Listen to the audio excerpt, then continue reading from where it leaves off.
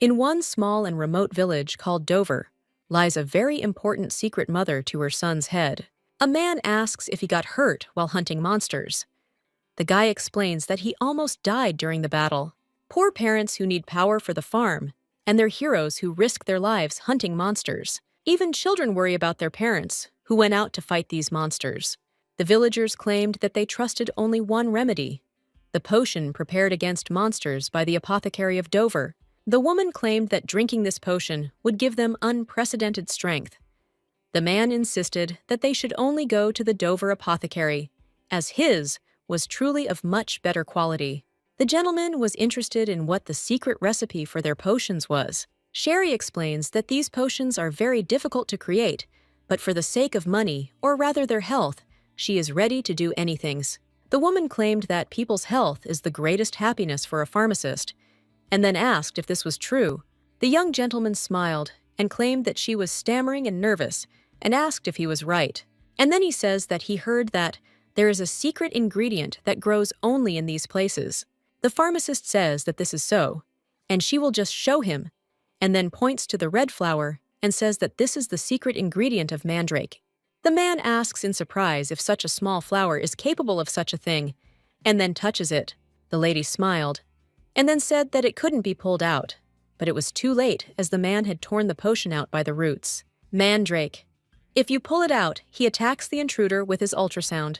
And at that time, the gentleman screamed. At this time, the main character thought that she didn't know whether it was because of Mandrake's ultrasonic attack, but it suddenly dawned on her that this place was not their real world. In a game called Save the And, the pharmacist, who gave the interview for the local newspaper, was Sherry Azriel Dover, village pharmacist, NPC. And frankly, in this game, she was an NPC, game save. The Earth has created the best rendering system of any game, because players can attack monsters with characters trained by AI. They also made the standard quests more challenging by adding evasion to the monsters. This is a story-driven game where the player must save a world on the brink of destruction. Although games where the user is not the protagonist are not gaining popularity, this game is made popular by its full VR immersion. By wearing VR equipment, users could see and feel the game world as if it were real. They could easily become heroes wandering the world in search of adventure, and it would all be just like in the real world. People were leaving only positive feedback, but an error occurred in the game's north section, which stated that all user sessions would soon be terminated. Although this is a beta version of the game, there were no end to the bugs and errors in the north. All rewards were lost due to the errors. The guy realizes that because the enemies are constantly learning, the artificial intelligence was unable to find the ideal attack option. This really intrigued avid gamers, but none of them were able to reach the final, because it was incredibly difficult. That's why this game is gaining popularity among the public, and many considered it a cursed game, because errors often appeared in the new versions. The server returned a message that an error occurred in the new version. Due to an urgent system check, players' access to the beta version will be limited. The man doesn't understand how an error can occur just 12 hours after the new version has been implemented. At this point, the young lady very angrily says that she just finished work, and she wonders if they are too demanding.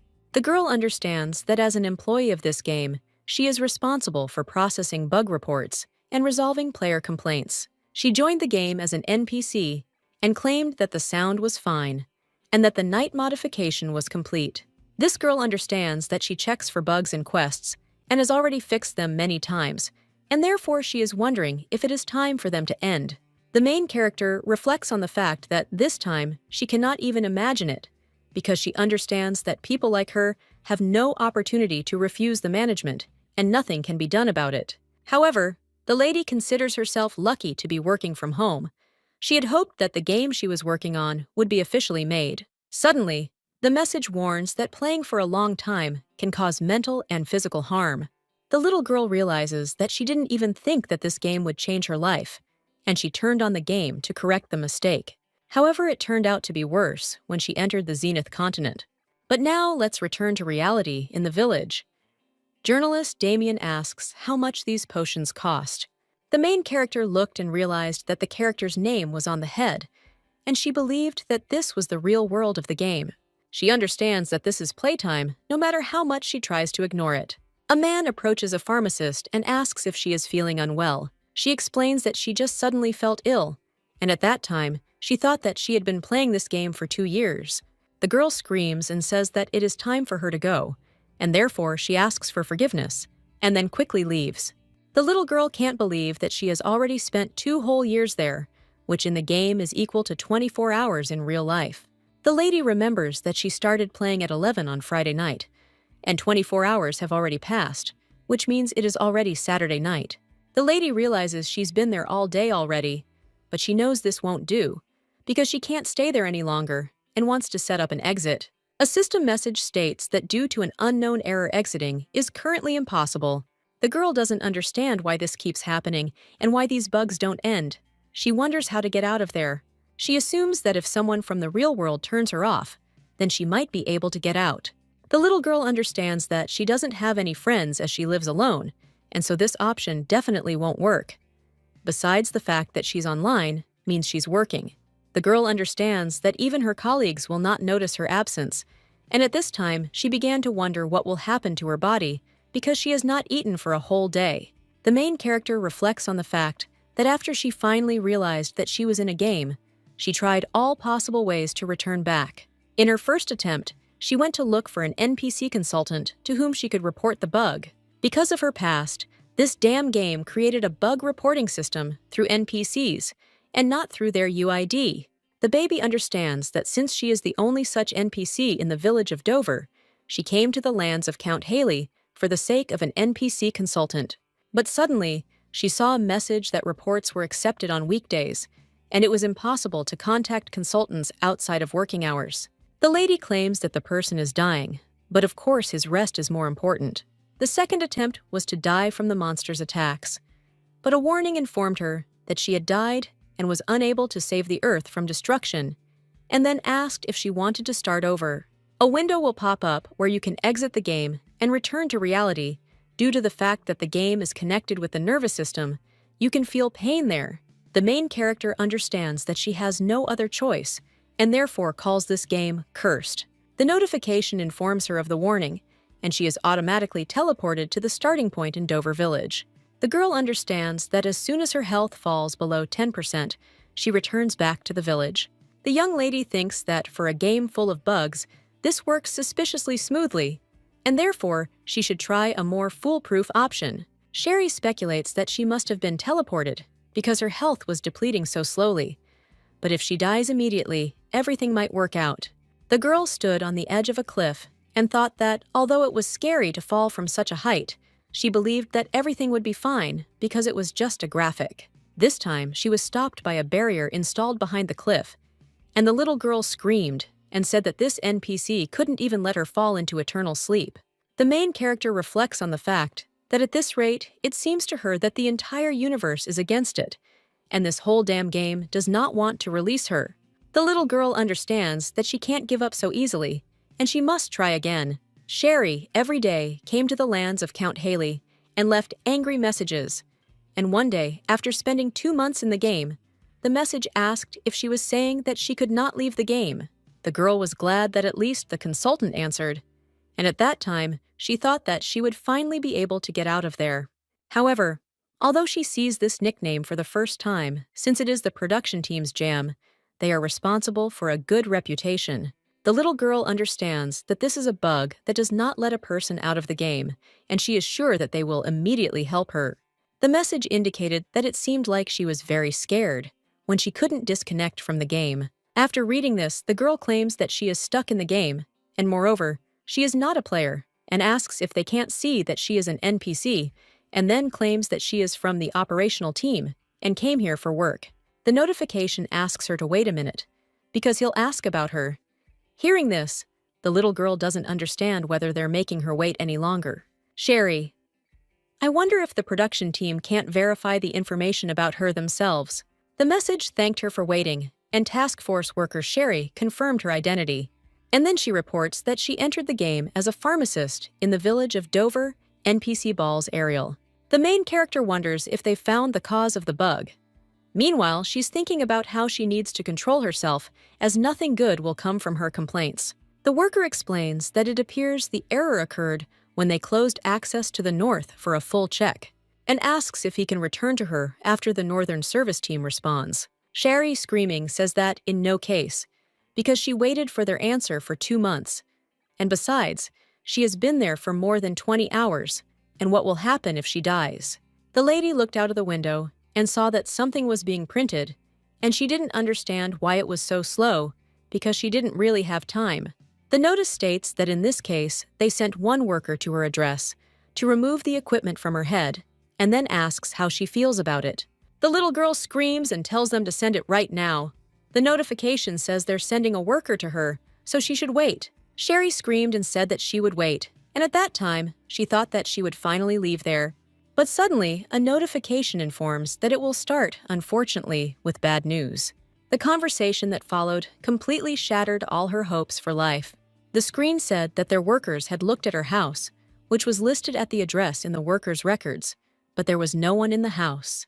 They searched every inch and checked her desk in the office just in case, but she was nowhere to be found, and then they wondered if it was possible that she had connected somewhere else. The girl claims that if she wasn't at home, or even at the office, then where else could she be? And because she's been here for so long, she can't remember anything. The main character believes that she still cannot die from the fact that she is stuck in the game, and then screaming asks for at least help in filing a missing persons report, since she has no family who could do this. The notice says they are very sorry, but current Korean law only allows family members to report an adult missing.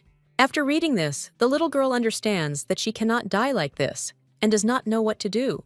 The notification suggests not to worry, because those responsible for the North will soon find the cause of the error and will calculate its location using the company's closed-loop system. Sherry thinks that at least they can eat to help somehow, and then asks how long it will take. The screen says about 2 days in the real world. She screams and says that a person could die if they don't eat anything during that time. The notice claims that people don't die of hunger so easily, but she screams and asks if he's kidding. The worker suggests that she calm down for her own safety and says that it was difficult to prepare this, but it will help her get out of the game. The employee reports that due to an emergency, she has gathered everyone from the production team to create an exclusive chat for Sherry, and now they can watch her in real time, without her having to approach the NPC and wait for a response. Sarah thinks that this is the one stuck in the game who can't switch off. Jin asks if she knew that they could die and then says that he himself almost died from such cringe. Sarah asks if they understand how hard they're trying. The main character says she doesn't care.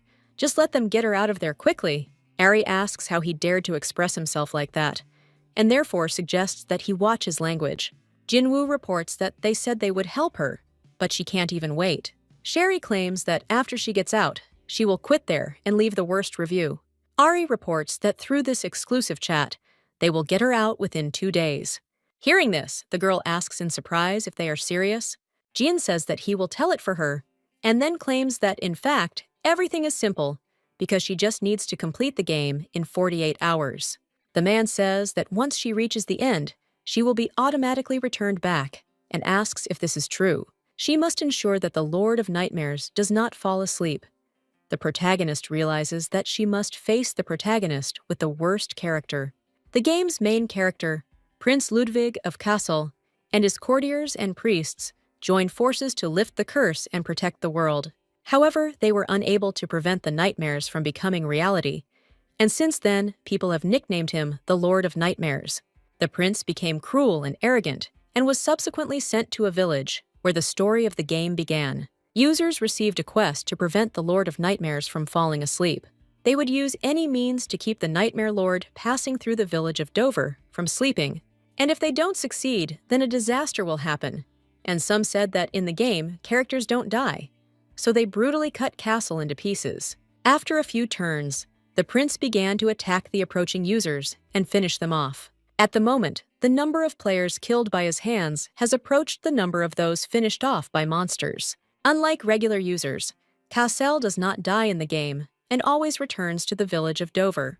The girl became curious about what would happen if more than 2 days passed. The notification reports sad events that have recently attracted the attention of users of this virtual game.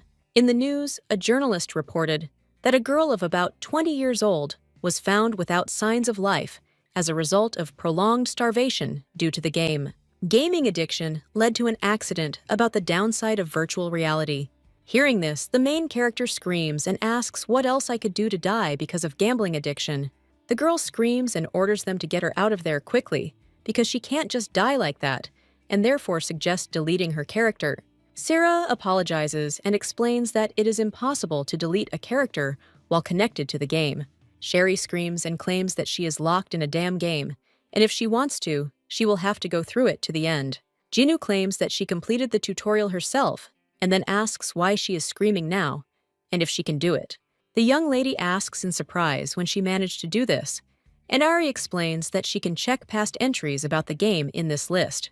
It was written on the screen that she had destroyed 100 monsters, and after reading about this, the lady realized that her story was there. The knight screams and asks where the NPC is, because they brought a brutal criminal from the capital. The main character watching them thinks that they are very annoying, because they come to her whenever they want. The girl realized they were only trying to get the potion for free, because they were warriors. She wondered if they were being too brazen. Sherry thinks that this won't work, and let them scold her, but she must run away before she has a fit of anger. The main character thinks that it would be better if she gives this potion to the main poor character. However, this led her to go through a tutorial, which she completed, and must then wake up the criminal. The little girl reflects on how she didn't know it would turn out this way, and then asks if there is a way not to play. Sarah says that she is very sorry, but the Lord of Nightmares has noticed her, and trouble will happen very soon. And if she doesn't defeat him, the village of Dover will disappear from the face of the earth. Ari claims that she is an immortal NPC, and therefore will not die. But if the return point disappears, she will not be able to restore health, and will receive a heavy punishment. Sherry realizes she can't abandon the main character. After all, then, the game can't be finished by deleting the main character. To prevent the disaster and complete the game, she must complete the quest, Terrible Disaster. Castle's participation, so the main character must be present. The main character doesn't understand how she can complete a game that even pro gamers can't handle. Jinu suggests that Miss shouldn't worry, because unlike other users, she has them. The man says the record time it took to get to the boss's office is 8 hours, and that's a piece of cake. They'll help her get there faster. Ari claims that she plays the game herself and knows how to complete the quest, then reminds that she is an immortal NPC. The main character reflects on the fact that if it is impossible to fix the error in the system, then the only thing left to do is to complete the game in order to survive. But she is enraged that they are forcing her to do this, although they understand that in 2 days she risks dying. The girl believes that she will get out of the game, and will not get out of there even if she has to sweat a lot these days. The screen said that this was part 1 of the quest, and that this was the land of Count Haley, where the Lord of Nightmares was sent into exile. And the content must prevent the prince from falling asleep, prevent a global disaster, and prevent the sinister aura from penetrating the county of Haley. Sherry understands that if the Lord of Nightmares noticed her, then the disaster will begin in 3 days. Now the girl is in exile in Haley County, and he can't sleep. And to do this, he needs to find a pharmacist who can make a potion. The screen says that if the Lord of Nightmares falls asleep, his nightmares will become reality and disaster will begin. It is necessary to prevent him from falling asleep until the first disaster expires. And the additional condition means that the Lord of Nightmares must remain alive. And the conditions for completing the quest, to accompany the apothecary, and the reward. The girl read an advert for a pharmacist to help with insomnia.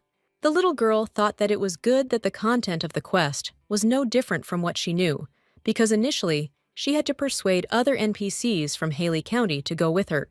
The main character believes that since she is a pharmacist, she thinks she can handle it alone. Ari says that she is a pharmacist, and she does not need to look for other pharmacists. And the settings in this village have already been changed, so she is the only NPC pharmacist. Sarah claims that this is why she can rest assured and immediately head to Haley County. Jinu says that to make the quest easier, he will change the settings to not show the chat window.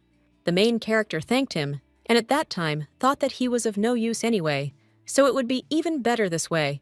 The lady understands that since no one is grumbling now, she can go and complete the quest. Sherry meets a man with a sign over his head that says he's Bill the Butler Kendrick. The man asks in surprise who she is, and the girl says that she heard that this place needed a pharmacist. The butler looked at her in surprise and did not understand why she looked so unkempt and thought she looked like a tramp. That is why she would not be allowed into the estate.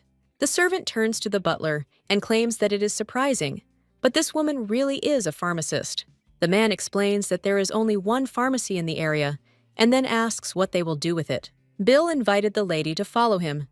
Meanwhile, she thought it was a relief, as she thought she might be sent back. And walking down the corridor, the girl realizes that it is still light outside, but too dark inside. Suddenly, the girl became interested in what these letters were, because she understood that this was the beginning of a scenario. But the 25th level was quite high. The main character assumes that there is some other quest in Haley County. She looked around the room carefully and didn't remember seeing such a video for users. The little girl looked closely at the extinguished chandelier and guessed that it looked like the name of the main quest. The butler screams and asks why she is standing there and therefore suggests moving faster. Bill knocks on the door and tells the gentleman that he has translated the one he was looking for. And the young lady comes into the office. She greets the count and then says that her name is Sherry Azrael. Heard that he was looking for a pharmacist, and that's why she came. The girl looked at this man who did nothing but watch her. The main character doesn't understand why this man has such manners and why everyone in this game is so AI. However, she's sure he'll like her. The owner of the Haley lands, Count Adam Haley, will later be called the White Sword, because together with Castle Ludwig, he will prevent the end of the world. Sherry understands that she needs to show he has the ability to extract the potion and leave, but she knows that if he doesn't like it, it will be difficult to leave the game. Count Adam asks if she is the apothecary Sherry Azrael. The little girl insists that everything is correct. The count says it's strange, and then asks if she's alone. The girl replies that she is, and that she came alone. And at this time, she doesn't understand what's going on, and she's interested in what else he knows about her. The main character recalls that the user had to persuade the NPC pharmacist and come together. The young lady knows that the AI in the game cannot know this, and therefore assumes that perhaps he just said it. Adam says that she looks more like a tramp or a witch, and if she tries to deceive him, it will be difficult for him to guarantee her safety. The main character watching him sees that it is written that he is experiencing doubt, and she was surprised that the character's emotional state window writes about him. In this game, you can learn about the character's emotions through their expressions lines and also through the status window. However, the level of sympathy is not expressed in numbers, so closeness with other characters could only be measured by their lines. One could guess, even without any measurements, that the level of trust is currently very low. The lady understands that he is definitely biased towards her. The butler, screaming, turns to the pharmacist and offers to take off her cape and show her face to the count. At this time, the main character thought that she had decided just a second ago that she needed to make a good impression on him, and the butler comes up to her and then screaming asks why she is stamping her feet like that, and with all his might pulls her hood off. The little girl thought that this man was very rude, and that even though she looked unkempt, she couldn't take off her hood. The young lady realizes that without her hood, she looks too conspicuous. Her beautiful skin is like the snow-white porcelain of the Joseon dynasty. The girl knows that she has soft hair, as if woven from silk violet eyes, reminiscent of two amethysts, and all this describes the appearance of Sherry Azrael. The main character realizes that she spent so much effort to customize the character's appearance, and suggests that maybe he will fall in love with her, and they will have to be together until the end of the game, and this will be inconvenient. The lady understands that she needs to quickly change the topic of conversation, and then says that she has a potion that keeps her awake. Sherry asks if he was looking for him, and then says that if he doesn't trust her because of her appearance, then let him take only the potions, and she will leave. The main character looked at the gentleman and thought that he most likely didn't have the skills, because he wasn't looking for her for that reason. The little girl understands that the pharmacist must initially remain in the count's estate and personally give the protagonist the potion to prevent the end of the world. The girl believes that during this time, she can complete other quests and finish the game, and since there are many servants, they themselves are able to give him the potion. Sherry says that she is not particularly interested in a reward, but if this potion helps him, she will consider it an honor. The count says he wrote that he needed a pharmacist who could solve his insomnia problem, and she brought potions for wakefulness. The main character reflects on the fact that this question is a trap for users. The tutorial describes how to destroy the Nightmare Lord. His awakening could lead to a real catastrophe. The girl remembers that under no circumstances should she allow the Lord of Nightmares to sleep until the day of the prophecy where he is right now comes. The main character realized that she simply needed to obtain a sleeping product since users who click skip are buying a sleeping potion out of ignorance. Warriors typically kill 100 monsters to prove their worth. The lady reports that a convoy of convicts passed through their village. Sherry thought that the pharmacist could not prove his abilities in the same way, and therefore it was worth pretending to be the good-natured person that Adam liked so much. The main character reports that she heard that this criminal should not sleep under any circumstances, and that as soon as he falls asleep, many people could get hurt. The girl explains that she does not have any special powers, but she wants to help others in some way. The Count says that someone threw a potion at the condemned man as he passed by, and it was her. The girl saw a message that Adam Haley had temporarily stopped doubting her. He said he would trust her with this matter, and therefore invited her to follow him. Hearing this, the main character looked at him in surprise, and then said that she gave him the medicine, and now it was time for her to go.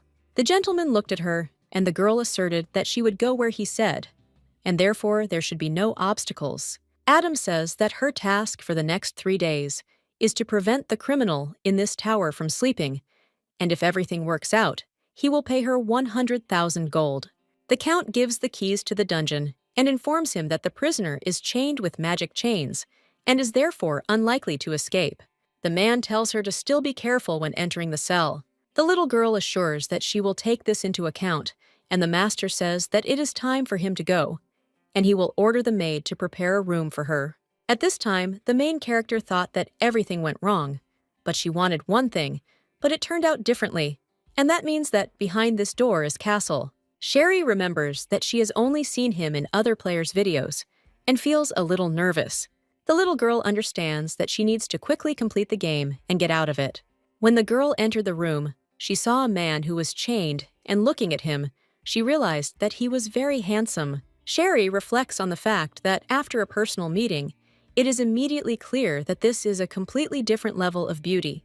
The baby understands that he looks calm, but thinks it's better to be careful. The girl greets the gentleman and says that her name is Sherry Azriel, and she is a pharmacist. And then she asks for forgiveness and explains that his head was tilted in an awkward position, and she won't be able to give him the medicine. However, the man remains silent, and the lady says that nothing can be done, and that she will have to move it a little. Cassell raised his head and ordered her to take her hands off if she didn't want to die. Hearing this, the lady thought that he had definitely harmed himself so as not to save, and he also didn't like being touched. And she completely forgot about it. And besides, he is chained in magic chains and probably has no strength. Sherry assumes that one blow probably lowered her points, and she will continue to act like this because she cannot die because of the castle. The young lady announced that she would be wearing gloves from now on. And at that moment, I thought about the fact that the gloves were a sensory blocking artifact that eliminated the user's sense of touch. Above the guy's head, it was written that the Lord of Nightmares is currently unable to move due to a condition violation.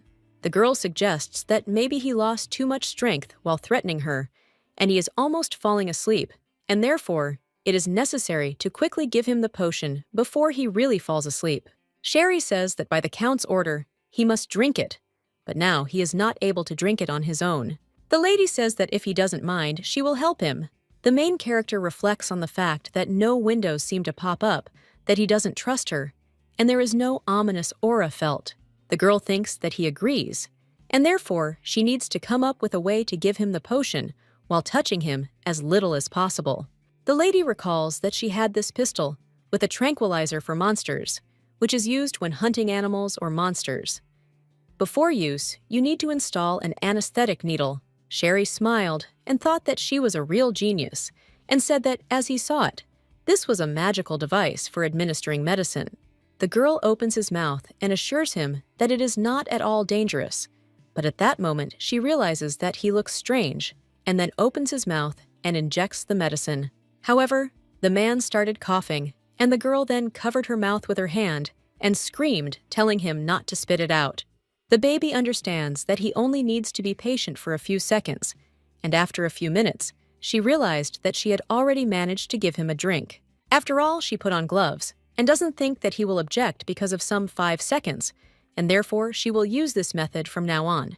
Sherry informs him that she will come to him again when it is time to take the potion, and therefore suggests that they rest. Standing near the door, the girl saw a system alert. It said that the Nightmare Lord had a slight urge to kill her. The lady understands that she only gave him the potion, and he already wants to finish her off, and she began to wonder if sympathy indicators are important now, and the potion only lasts for 1 hour.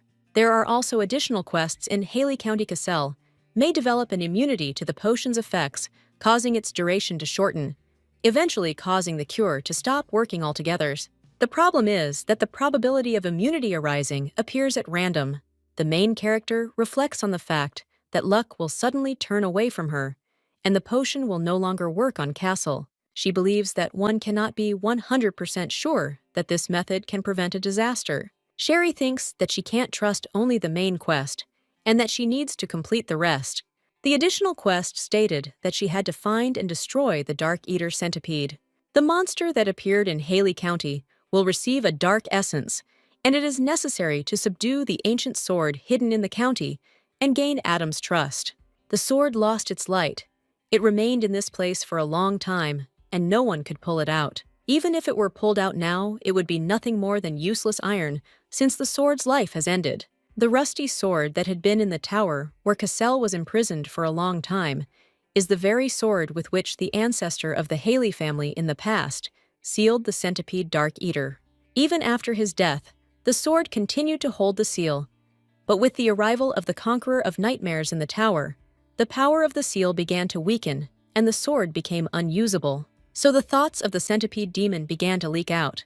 A Dark Eater centipede is parasitizing people in Haley County in an attempt to remove the seal. Such monsters can only be defeated with weapons possessing the properties of light. And to destroy the main monster, a weapon with divine power is required. In each game, the characters possessed by the main monster are different. If it is destroyed, you can obtain the darkest essence. If the sword is infused with dark essence and strengthened, it will become Adam's weapon necessary for unlocking his special powers during the end of the world. To revive the sword, a large amount of dark essence is required, which is not easy to obtain. It's beyond the capabilities of ordinary users, but she has other GMs, so it should work. The girl understands that she will definitely cope if she wants to survive. The main character thought that while she was thinking, their time did not stand still, and she needed to quickly find additional quests. The girl saw a chat window in which Ari wrote that Miss Sherry finally looked at them. Jin asks if she died at the hands of the main character. Sarah writes that she's doing well, as she managed to gain Cassell's recognition. But the main character interrupts her and says that the man on whom the Dark Eater was parasitizing is interested in where this centipede is. Ari asks if she is going to take the additional quest, because he thinks that she took it very seriously. Sherry wonders because of whom she has to endure all this, and therefore suggests answering quickly. Ari writes that she sees one maid inside, who will soon bring food to her room. The young lady asks in surprise whether she will then have to run quickly to catch her. She also wonders if there is somewhere closer. At this time, the maid opens the door and screams, calling her a dirty creature, and quickly orders her to eat this food. The maid tells you to leave quickly, and then claims that there is some tramp who does nothing but prepare a potion. The girl asks for forgiveness and explains that she worked so hard on the medicine, and the maid screams and asks why she is lying down and not working. At this time, the main character thought that she had run so fast, and it was very good that she was not late. The maid gives her some hard bread and says that the count ordered that she be fed the food that is just right for her. Sherry looked at this food and realized that it was spoiled bread, and then asked if this could be eaten. Hearing this, the maid jumps up and asks why she isn't eating, and wonders if she's taking her words seriously. At this time, the little girl thought that she knew that, because of the centipede, people become cruel, but she thought that this was too much. Above the maid's head, it was written that she was a centipede, an arsonist of darkness, and the woman screamed and said that if she didn't eat, she would feed her herself. The notice said that the potion had sunlight in it, and she used it, and destroyed the Dark Eater centipede. And as a reward, she received one piece of dark essence. The main character thought that a potion with the property of light could be used instead of a weapon of light and thinks that it's good that it worked. The girl says that since the centipede is gone, she thinks she'll figure it out herself when she wakes up. Then she realizes she needs to go give him some medicine. Sherry reflects on how her life has become routine, and she screams and says it's time to take her medication. The girl went to the castle before the potion's effect expired and gave him the medicine and destroyed the centipedes in the Count's estate. The main character also collected dark essences and imbued the sword with them and the old ones. This could only be done once a day. The sword, now lightless, resonates with an ominous aura. She understands she'll have to do this for 3 more days. The girl saw a notification that the Lord of Nightmares was angry with her, and every time she gave Cassell a potion, he felt angry. Sherry is thinking that she doesn't intend to be friends with him, and therefore it's time to get used to it. The little girl believes that if you look into the future, you can't do nothing, and she became interested in how to win him over. Sherry asks if he likes it when she gives him the potion herself, and maybe she'll give him the potion to strengthen his health so he can take the medicine himself.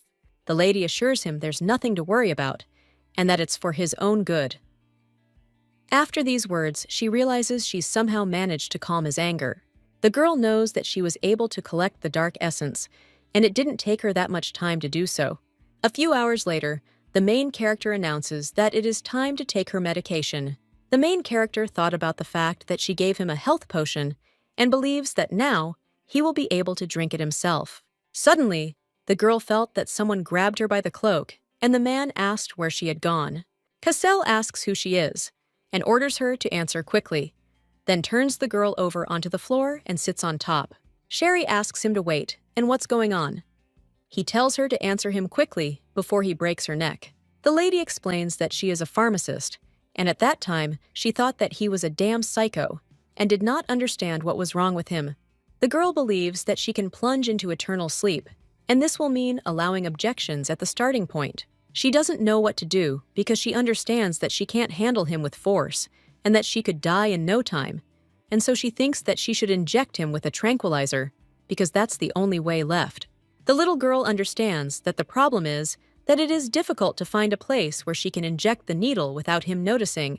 The young lady thinks that this is a bit cruel towards the main character, but if she wants to survive, then there is nothing left, because he is still a character in the game. Sherry became curious why he suddenly stopped, and the man asked in surprise what she had in her right hand.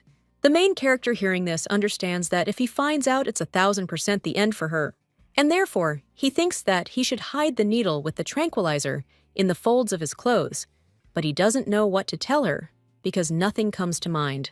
The girl smiles and asks what he means, then takes the flower and says that it's just a mandrake. Cassell says that he doesn't care, and the little girl at this time thought that it was good that he didn't pay attention. But suddenly, the man pushes her against the wall and says that this is clear, and then asks if she is alone and where the other one is.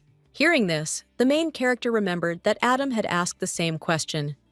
Then she asks what he's doing and claims she's not to blame. The gentleman says that she seemed strange from the very beginning and objects to everything, but at the same time keeps herself under control. The prince reports that usually when people see him, they either laugh or shake with fear. The little girl doesn't understand what nonsense he's talking about because she wonders who will make fun of her after seeing his disgusting character and terrifying muscles. The girl thought that he also destroyed everything there after 1 dose of the potion and thinks that he is crazy, and lucky for him that he is strong. The gentleman claims that she acts as if she knows who he is, and then asks if she is really the pharmacist that Haley called. Sherry smiled and explained that, as the Count said, an important guest had arrived from the capital. The man says he doesn't like her and asks why she's covering her face.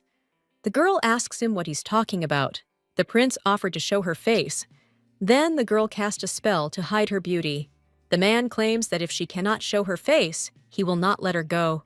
The little girl doesn't let me take off her hood and screams, saying that it's because of the scar, because she had an injury as a child, which is why half of her face is paralyzed. Sherry explains that she didn't recover in time, which is why there are scars left, and if anyone touches her, they will become infected with a terrible disease. The girl said that if he didn't mind, she could remove the spell and show him.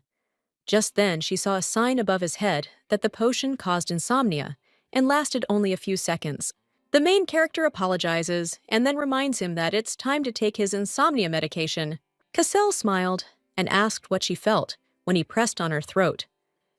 She saw the message that the Nightmare Lord had stopped doubting her. The lady reports that she was in pain because she couldn't breathe. And then looking at him, she thinks he wanted revenge on her for giving him the potion from a syringe and holding his mouth shut. The baby thinks that he is disgusting because he wanted to kill her for giving him medicine, and she even tried to touch him as little as possible. And the girl doesn't understand why he treats her as if she's a loser, and then says that because of the potion, he wouldn't have died. But she almost went to the next world. The lady thinks that he just needed to endure it for 5 seconds, but he claims that he only held her throat for 5 seconds. Cassell asks if she wants to check whether it was really 5 seconds or not. She says she doesn't, and that it looks like she was mistaken. The girl doesn't understand why this scoundrel is threatening her with force. The prince says she can get it now. The little girl asks him in surprise what he's talking about. The man explains that her potion is for insomnia and health. Sherry asks if he's joking. However, she realizes it certainly wasn't, and she bribed him with the potion and ran away. Cassell looks at the bottle and asks if this is all true, and she asks why she would lie to him. The girl explains that she is given the ingredients at the Count's estate, and she brews the potion. The prince grabs her and then turns her over and shakes out everything he can from her. At this time, the main character thought that he was a scoundrel, and she would not care about such treatment for the rest of her life. And the gentleman asked if that was all well. Naturally, she hid something because she had a special cape in which she could bury many things. In the cape, only the user can view the storage location. Although it looks poor, it has many functions. Thanks to her, the baby was able to escape from Cassell's hands, and he can now drink the potion himself because the time designation has disappeared, and he will now take the medicine himself. The main character is thinking about whether it might be worth focusing on additional quests. Sherry asks when this item is used. Sarah explains that it's needed during the hunt for the centipede leader. The main character claims that she has not met any users who use it. Jin prints that no one found it and therefore did not use it. And if you look closely at the map, you can find it. The little one thought that they wanted users to somehow miraculously find such a little one. Suddenly, the butler asks what she's talking about alone. Meanwhile, the girl is thinking about how ashamed she is. Sherry explains that she didn't say anything, but was simply looking for the servants' dining room. Bill says that it's good that he met her, because he just wanted to say something, and then suggests that she follow him, because he will show her the way. The young lady smiled and said that he was kind, and thought that she was already busy, and did not understand why he was taking her somewhere again. The girl believes that it is unknown what he has planned, and therefore it is worth listening to him. The butler says that he almost forgot, because tomorrow at 12 o'clock, she must take all the insomnia potion and go to the central staircase. The man says that if she leaves the potion and goes away, he will give her 50,000 gold. The centipedes are causing a disaster to break the seal and free themselves. When the end of the world comes, the freed monsters will provide them with the power to resurrect, which is why they are trying to drive the users and the pharmacist out of the county. This usually happens right before a disaster. The girl realizes that, judging by his proposal, there's a centipede inside him too. The main character understands that there are still 3 whole days before the disaster, and it is too early, but she is interested in what is happening. Bill asks if she is coping with the Count's task, and also how much potion she has left. Sherry realizes that she doesn't have time to chat with him, and can't ignore him either, and then says that it's about enough time to prevent a disaster. The butler again tells her not to forget what she must do tomorrow. The little girl realizes there are still 3 days left until the disaster, and doesn't know what's happening. Sherry knows that this usually happens right before trouble starts, and she has a feeling that everything is happening a little faster than expected. The girl knows that it will be to her advantage if everything ends faster, and then says that 50,000 gold is not very much. Hearing this, the man screams and asks how she talks to them, and then claims that she can trade all her life and never see that kind of money. But then she refuses. The butler asks if she is ignoring his words, because he can easily call her a witch, and no one will bother to figure it out, and she will lose her head. At this time, the young lady thought that the adjutant really was a centipede. Bill, crying out, asks if this all seems like a joke to her. She assures him it isn't and thanks him for showing her the way. The butler agrees with her and calms down a little, and then says that he will not finish her off right now, but will show her what will happen if she does not obey orders. The man opened the door to the room where all the servants were, and the main character realized that a lot of centipedes had gathered in one place. The little girl understands that this is only possible for the main monster, and she realized that he is the butler. Sherry believes that as long as she has a potion and a tranquilizer gun, these centipedes are not scary to her. The main character used her protection, and after a few minutes thought that she hadn't sweated like that in a long time, and it seemed to her that she hadn't coped at all. Within minutes, the lady realized she had collected some essence. However, she wondered where the adjutant had gone. Suddenly, the door opens and the man screams and says that this is the criminal who attacked the servants of the Haley estate and then orders to seize her. The little girl looked at these men, and she became interested in where Adam and the adjutant with him came from. Adam wonders if she's the one who harmed his servants. The girl sees a note that he feels a strong distrust of her. The main character thought that maybe she should pretend that she was unconscious, and understood that they could suddenly really expose her as a witch. The girl falls to the floor and says that this is a misunderstanding, and at that time, she thought that next to Adam, this man is the senior butler Frank, and he is part of Adam's inner circle. Bill, screaming, asks what she's talking about. Then he turns to the Count and claims that this girl is trying to harm his family, and that's why she committed such atrocity. Adam tells everyone to shut up, because first he will listen to what happened here, and therefore offers to explain. At this time, the main character does not even know what to say to her, and the butler screams and says that she wanted to harm the family. But the girl screamed and said that the senior maid came to her room during lunch and bought 3 bottles of sleeping potions. The lady reports that the maid said that many servants are worried about the criminal and therefore cannot sleep, so she needs a sleeping potion. Sherry claims there was a dosage error, and when she got here, they were already lying on the floor. The main character realizes she's actually lying and doesn't even blush. Then it's revealed that they most likely mixed the potion with food, and they're all exhausted.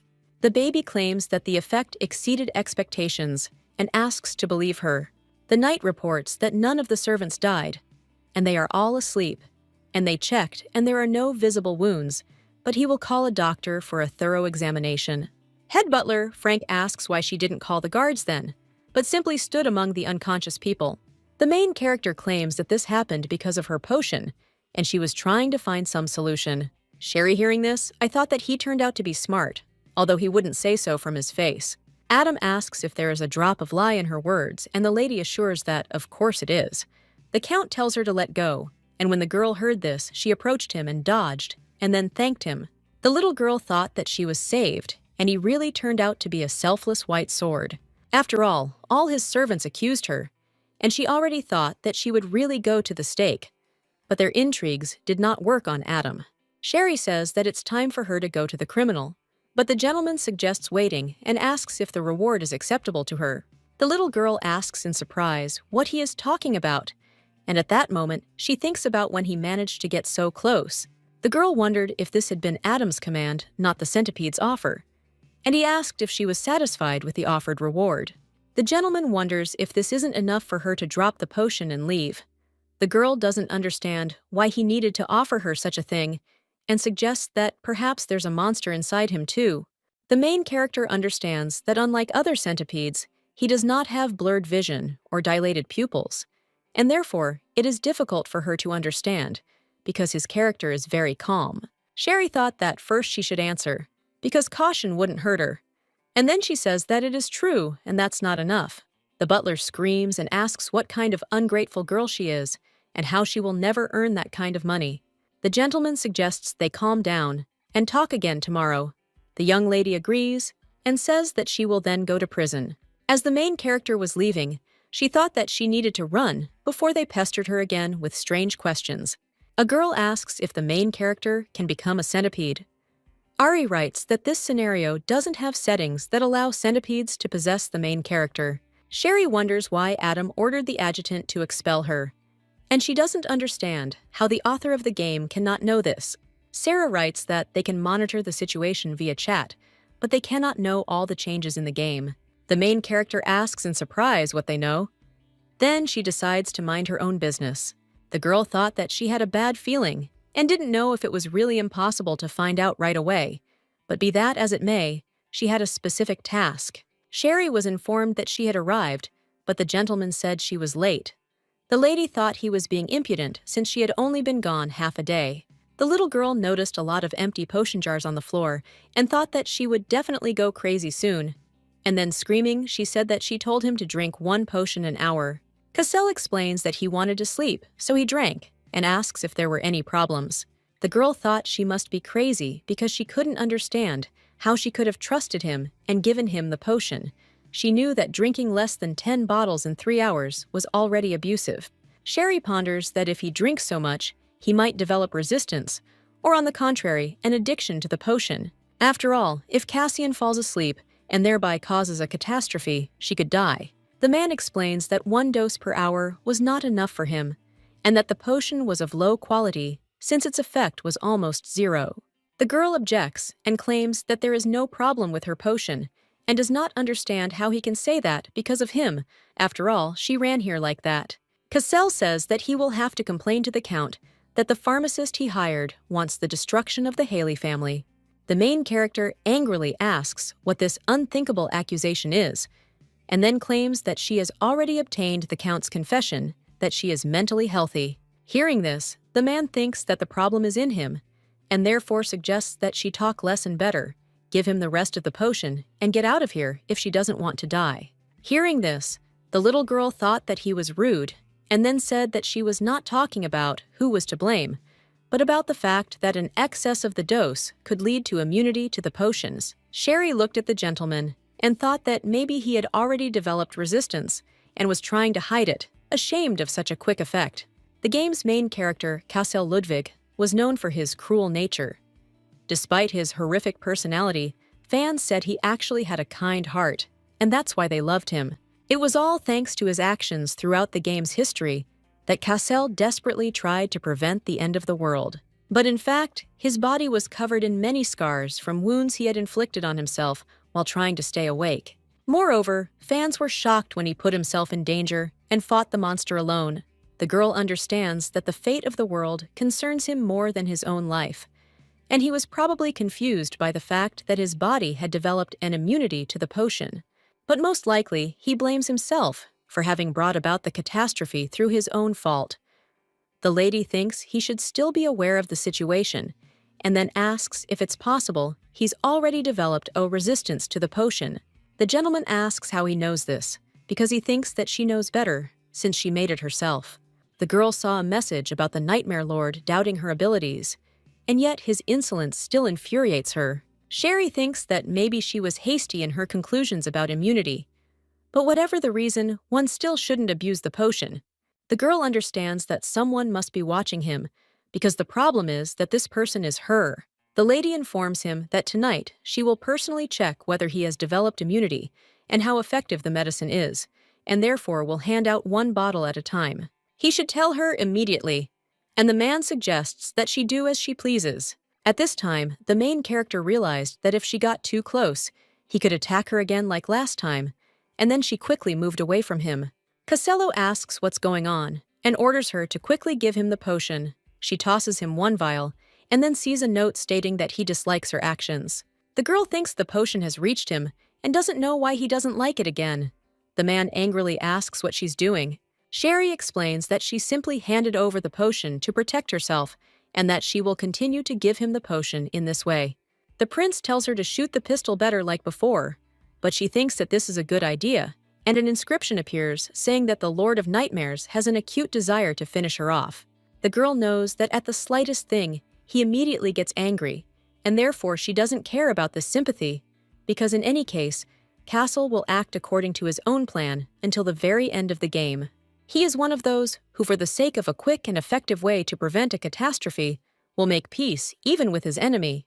The little girl thinks that since he has become interested, he will try to make a deal with hers. Cassell says that he is warning her for the last time, because he believes that it is better for her to give him all the remaining potions and leave. Sherry objects and says it's not allowed, and he asks why. The little girl says she needs to find out if she's developed an immunity to the potion, and thinks about keeping her conversations to the point. The gentleman reports that some talentless ragamuffin is trying to snatch these measly pennies. Hearing this, the girl screams and claims that he hasn't even really seen her face yet, but he's saying such things. The lady came closer to him, and he reminded her that she had just recently groveled before him and asked if Adam knew what she was really like. At this time, the girl read the message that the Lord of Nightmares was showing little interest in changing her character and thought that he was impudent and even mocking. Sherry claims that she only treats politely those who do not cross the line of decency. And in general, this is her attitude. The main character understands that so much time has passed, and she needs to invest the essence. But tonight she won't be able to get it, and it's good that at least yesterday she managed to collect a lot. And therefore, we will have to try. Today, there are 2 days left before the disaster, and it will not be easy. But if we put all our efforts into it, the man reports that some pharmacist is trying to revive this sword. Then he asks how she knows about this ancient sword. Hearing this, the main character thought that he doubted her, but in the game, he did not say anything about this, and then said that it was simply the Count's order. The little girl thought that Adam would not come to Castle before the end of the world anyway, and therefore considered this a convenient excuse. And then he says that the dark essence was also given to him by the Count himself. The man asks if he caught the darkness-absorbing centipede. The girl says that's true, and doesn't understand why he suddenly went silent. However, she wonders how he knows about the centipede since he's in prison and can't know what's going on in the county. Sherry suggests that maybe he's heard the legend of Halley County. The man approaches the girl, and she asks if he needs the potion. Castle says that she is not that stupid, but the girl thought that this is not the most important thing now, because first she needs to find out whether he is immune to the potion and how effective it is. The little girl looked at her watch and thought that now she needed to check the potion's duration of action. After 25 minutes, she realizes that the duration of action does not decrease if she takes 2 portions per hour, but she thinks that these reserves should be enough. She just needs to make sure this time doesn't get shorter and everything will be fine. She asks if it's better for him to take the potion every half hour now. Castle suggests giving him 30 bottles and getting lost because she also needs to rest to brew the potion. Sherry tells him she's not resting, and he asks surprised if she's resting at all. She explains that it's the so-called calling of a pharmacist and that she's simply very responsible. The main character thought that this was not a real body, and she did not feel tired, even if she did not sleep. The girl says that since they have figured out the time of action, she will go to the Count and then gives him the jars, and suggests using these watches to check the time and drink 1 bottle at a time. She looked at the man and saw a message that the Lord of Nightmares doubted her health and felt a little regret looking at her. The little girl thought that maybe he was powerless because of the magical shackles, because they take away his physical and magical powers. But she only awakened his consciousness, and therefore she even felt a little sorry for him. Sherry doesn't know if she can complete the game only if Castle is active, and perhaps she can feel a little sorry for him. The main character tells him it's a top-tier potion and suggests he take it when he gets out. And then she thinks it's not, because she's worried about him. It's all for her own good. But the man opened the bottle and drank it. The lady screaming asked what he was doing, since she had told him to drink it when she left. Cassell claims she fled like some kind of rat. She read a message that the Nightmare Lord had a slight interest in her. The girl thought that he was just laughing at the fact that she ran away out of fear, and thought that this was truly the worst game, and that it was very hard for her. The main character reflects on the fact that since she has figured out the dosage of the potion, she does not need to wash, but she needs to restore her strength and thinks that she should take a bath. When the little girl opened the door to her room, she saw 2 men looking for something. She asked what they were doing since she would have taken a bath and found it herself. The main character used her secret weapon and said that she doesn't know what they are looking for, which spoiled her mood. The little girl thought that it would be possible to sort this out in a moment with the help of a potion of light, but she doesn't know why it's so difficult for her to just take a bath. Suddenly, the maids enter the room and screaming ask the pharmacist what she is doing there. The maids, surprised, ask if she killed their servants. The lady explains that she simply stunned the thieves who were trying to steal something from her, and they lied about it being the Count's order. Sherry insists she didn't kill them. The head maid turns to Olivia and suggests reporting the incident to the butler and calling the knights. The maid tells the lady to go to the Count because he is looking for her and believes that he has started calling her often. The girl says that this is true and thinks that he could have stopped looking for her and asks why he called hers. The maid says she was simply told to transfer her. Hearing this, the protagonist doesn't understand whether she's been caught out again. Her something. Then she claims that she doesn't remember buying the sleeping potion from her. The maid explains that the Count told her and therefore wanted to ask if she really bought the potions from her. The main character claims that the fact that she doesn't remember anything is because the Count doesn't know. The woman smiled and insisted that of course he does. Hearing this, the girl understood why he had called her then. The maid informs the Count that the pharmacist Sherry has arrived. He says she has finally arrived and that she hasn't been in her room all night, then asks where she has been. The girl read the message that Adam Haley felt a little hostility towards her, and she realized that he was very angry. Sherry claims that she was near the criminal and asks if he was looking for her. The man asks if this has anything to do with breaking the chains that bind the criminal. She says that's right. At that moment, she thought she knew he already knew everything. The lady explains that she tried to give him the potion, but he resisted, and so she had to make it so that he could take the medicine himself. The main character apologizes for telling him late. The Count asks about her lie, about selling the sleeping potion to the headmaid. The lady read the notices that Adam Haley was disappointed and suspicious of her. Sherry explains that this potion has a side effect of memory loss. Adam says that this is the first time he's heard of it, because the sleeping potion can make him sick. But memory loss isn't one of the side effects, and he personally took it, so her lies work on him. Hearing this, the main character was surprised, and she remembered that Adam himself needed the sleeping potion, which is why he hired her, and she understands that she can no longer hide the truth. Sherry explains that she was actually hunting monsters that were parasitizing on rumors and collecting dark essence, and this was possible with the help of a potion with light properties. The girl explains that she received an order from a criminal, and at that time thought that now she was convinced that Adam knew about the centipede. The main character believes that the game's scenario is developing faster than it should, since the user should have intervened initially, and after which Adam learned about the centipede, but now he already knows about the existence of a monster on his territory. The little girl wondered why he hadn't taken action. The gentleman said he didn't understand why he needed to. The girl says that if she had known, she would have answered long ago. Adam claims he said the man was a serious criminal, but doesn't understand why she's helping him. The pharmacist explains that she is simply doing a job for which she will be paid, and that destroying low-level monsters will not affect his estate in any way. The main character reflects on the fact that he should believe in such a reason. Her goal is to force the main characters to destroy the boss, prevent changes in Castle, and preserve this world. The little girl believes that there is no need to get close to the characters, and if she manages to make them friends with Castle, they themselves will do everything to ensure that the game ends. The girl understands that this requires mending the relationship between Adam and Castle.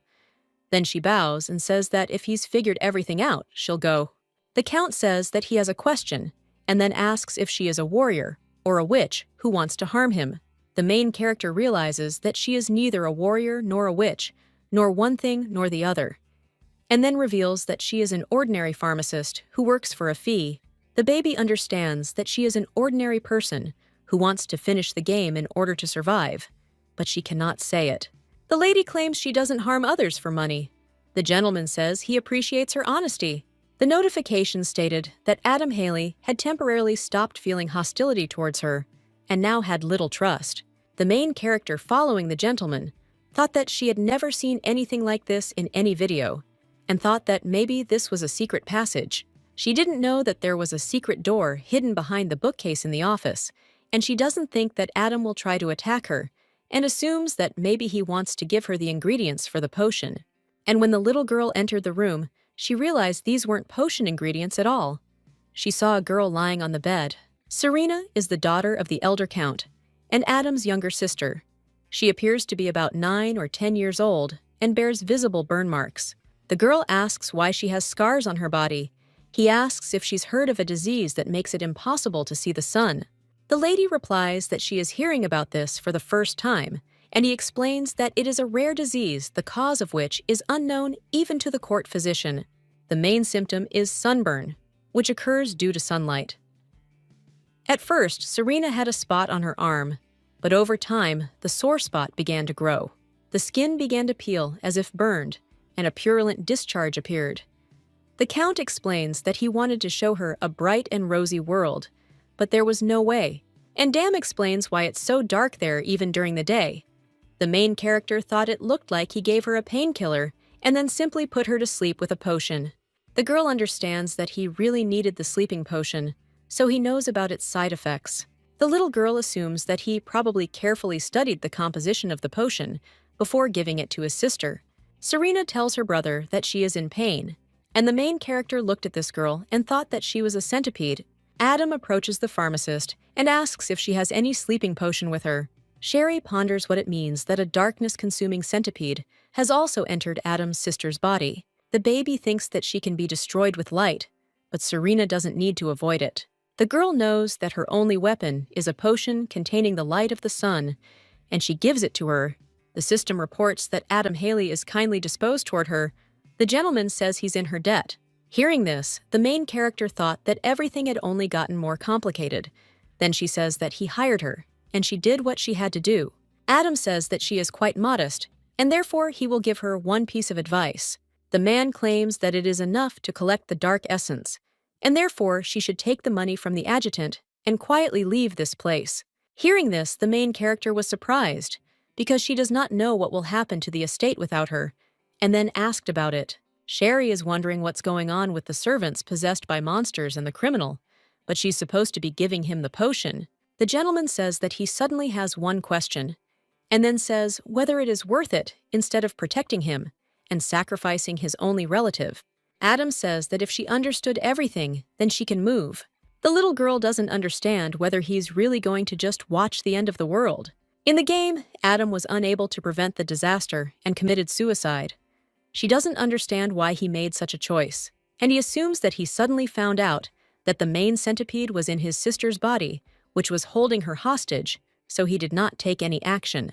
To protect the county, it is necessary to sacrifice Serena, and therefore Adam's behavior is now somewhat understandable to the main character. For the sake of his only sister, he decided to give up the county. Suddenly the man asks why she is standing there and not leaving.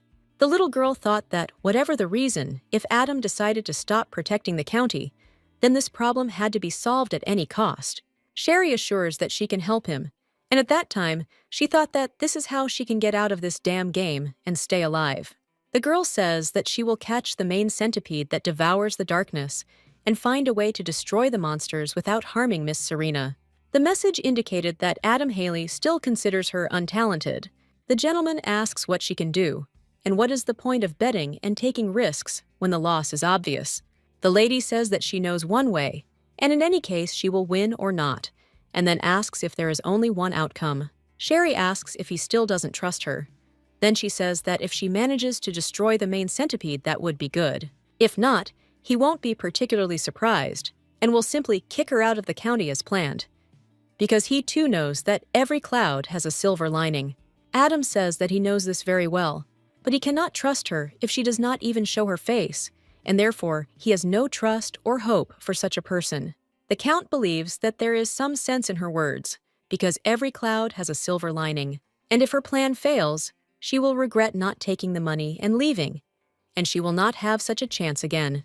The man looked at the girl in surprise and asked if she really didn't care at all. The main character reflects on the fact that now he says that he has no hope for anything, but out of despair, a thread of hope has already appeared in his eyes. The girl thinks that he is just a character inside the game, but his desperation and strong desire are very clearly felt. Sherry says that although it will be difficult to completely heal Miss Serena, she will try to find a way. The notice states that Adam Haley has little hope and little trust in her. The little girl then suggests doing just that, and asks if he will allow her to leave the estate for his mission. The young lady suggests not to worry about the potion for the criminal, since she gave him some in reserve. Adam asks if she decided to act immediately, and it is unclear what kind of creature she is, and then leaves. Sherry thought that if he understands who she is, then he will no longer be a player, but a real person. But still, he is no longer so hostile towards her. The main character thought that she couldn't waste time and should start implementing the plan. A chat with Miss Sherry has begun. Sarah writes that she's finally here, and as soon as you open your mouth, verbal diarrhea pours out. The girl asks why they didn't tell her that Adam had a sister, because she understands that he had a reason. Sherry wonders why they didn't warn him that he has a sister and that a centipede has taken over her. Ari suggests that Miss Sherry calm down, because they also cannot know all the details. The main character asks in surprise how it is possible not to know about the announcement of a character who did not originally exist. Jinwoo asks what the complaints are, and then explains that in the description of Adam's family tree, there was a mention of a sister, and asks if she saw it. Sarah writes that as she was already told, they cannot know about all the changes, and random distribution is what was promised. The girl screams and says that Adam's sister almost never showed up, and she doesn't understand what a stupid percentage of probability this is. Jinwoo thinks that she herself did not see it, and now she is shifting the blame onto them. Sherry angrily lay down on the floor and said that a centipede was parasitizing her. Sunlight was dangerous for her, and she didn't understand what to do now, and her head was all in disarray. Sarah writes that it is obvious that they were unable to warn her in advance, and therefore will naturally help cope. The main character asks in surprise how they can help her. Jin writes that then they will destroy the monster and settle the issue with Adam. The lady claims that although he is a character in the game, they are only trying to do this. Sarah writes that they are still uncomfortable, that they cannot help her, so they have prepared a special reward for the destruction of the main centipede. The girl says that she doesn't really care about it now because it's better for them to answer her question. The lady wonders if it is true that sunlight is not necessary to destroy the centipede. The genie writes that this is true, but if you use the potion, only the light of the sun remains. Sherry says that she wants to use not a potion, but a chandelier made by sulfur, and then asks how it works. Hearing this, Sarah says with delight that finally at least someone asked about it. The lady explains that this chandelier is a secret weapon crafted by one of the Haley family's ancestors. It was created to combat the forces of darkness. Then, Sarah told the story of Haley County, which the main character hadn't even asked about. And finally, she explained how to use it. There's a lot that needs to be done to get this old chandelier up and running, and you need to hurry. And the first thing on the list is hunting for mud monsters that she must destroy. The main character understands that if she destroys the mud monsters, she will be able to get the item, but she knows that it is still not easy, because she needs to collect 100 of them and thinks it's a lousy game. Second, she turned to the maid and asked her to do what she had said. Sherry thought about the fact that she personally finished off the centipede that was inside the senior maid so she could be trusted, although she was initially loyal to the count. The maid tells the lady to now go straight to her room and not go anywhere on the way. After all, if the butler sees her, he will start scolding her, and lately he has become very irritable, and this has not happened before. Hearing this, the main character thought that this bastard took the side of the adjutant, and after that incident, he picked on her several times. The main character remembers how he always reproached her for walking around the house in a terrible state and wandering around the house late. The lady wondered if he had always been like this, or if it was the centipede. However, she believed that if his character had changed, it meant he had definitely been captured by a monster. The maid says that it seems like their butler is getting older, and therefore suggests not paying attention to him, because he will always be like this. The pharmacist says that first, she will take a bath and asks the maid to bring her a man's shirt and trousers. In just a few minutes, the baby says that now she feels much better, because after the bath, she somehow felt like she wanted to live. Sherry remembered about Castle and thought that she gave him enough potion to last 10 hours. However, she thinks that it is still worth checking him just in case. The maid knocks on the door and announces that she has brought clothes for her. The pharmacist says she was just about to go get them and thanks her. The little girl thought that his clothes were already dirty and needed to be tidied up, and it looked like there was more there than she asked for. The maid claims that she did nothing and therefore offers at least something to eat. The main character thought that NPCs don't really feel hunger, but it would be strange if she didn't eat at all. The pharmacist thanks her and says that she will definitely have a snack while she works. The maid suggests taking an umbrella with her since it is daytime now, and the sky is covered with heavy clouds, and it will probably rain. The little girl thought that this was strange, because according to the scenario, the weather should not be gloomy, and if her assumption was correct, then this was a harbinger of an impending disaster. The girl looked at the dark sky and thought that monsters had already begun to flock here. Sherry wondered if Cassell had already developed immunity to the potion. When the lady opened the door to the room, she saw that the Haley County guards were already there. She thought that, whatever the criminal, this was too much. The girl understands that they look too cheerful, but the look is normal, which means it's not a centipede. On the contrary, the monster would have made Cassell fall asleep. However, if such mockery of a human amuses them, then these two are far worse than monsters. The lady tells them to prepare for a flick, then delivers the blows. The men fall to the floor in pain. Meanwhile, the main character ran up to the prince and screamed, telling him that he couldn't sleep, and therefore suggested that he wake up right away. The little girl understands that he is almost falling asleep, and therefore thinks that she needs to give him the potion quickly. Sherry suddenly realized that she didn't take her gun with her, and when she looked out the window, she realized that the monsters were already here. The little girl believes that if the end of the world begins now, she will not be able to do anything, and then in reality, her body will die. The main character understands that she cannot allow this to happen, and since this is what happened, she drank the bottle of potion and passed the liquid that she had in her mouth to the prince through a kiss. Sherry understands that there is only one option left, which she used, and as it turned out, the harbingers of disaster began to disappear. The girl realized that it was her first kiss, but she thinks that it doesn't count because they are inside the game. Cassell asks in surprise what she just did to him. The message stated that the Nightmare Lord was very displeased with her behavior. The little girl realized that if he found out, it would be the end for her, but then insisted that she had done nothing wrong. The prince claims that she usually doesn't come so close to him, but she quickly moves away and claims that it's true.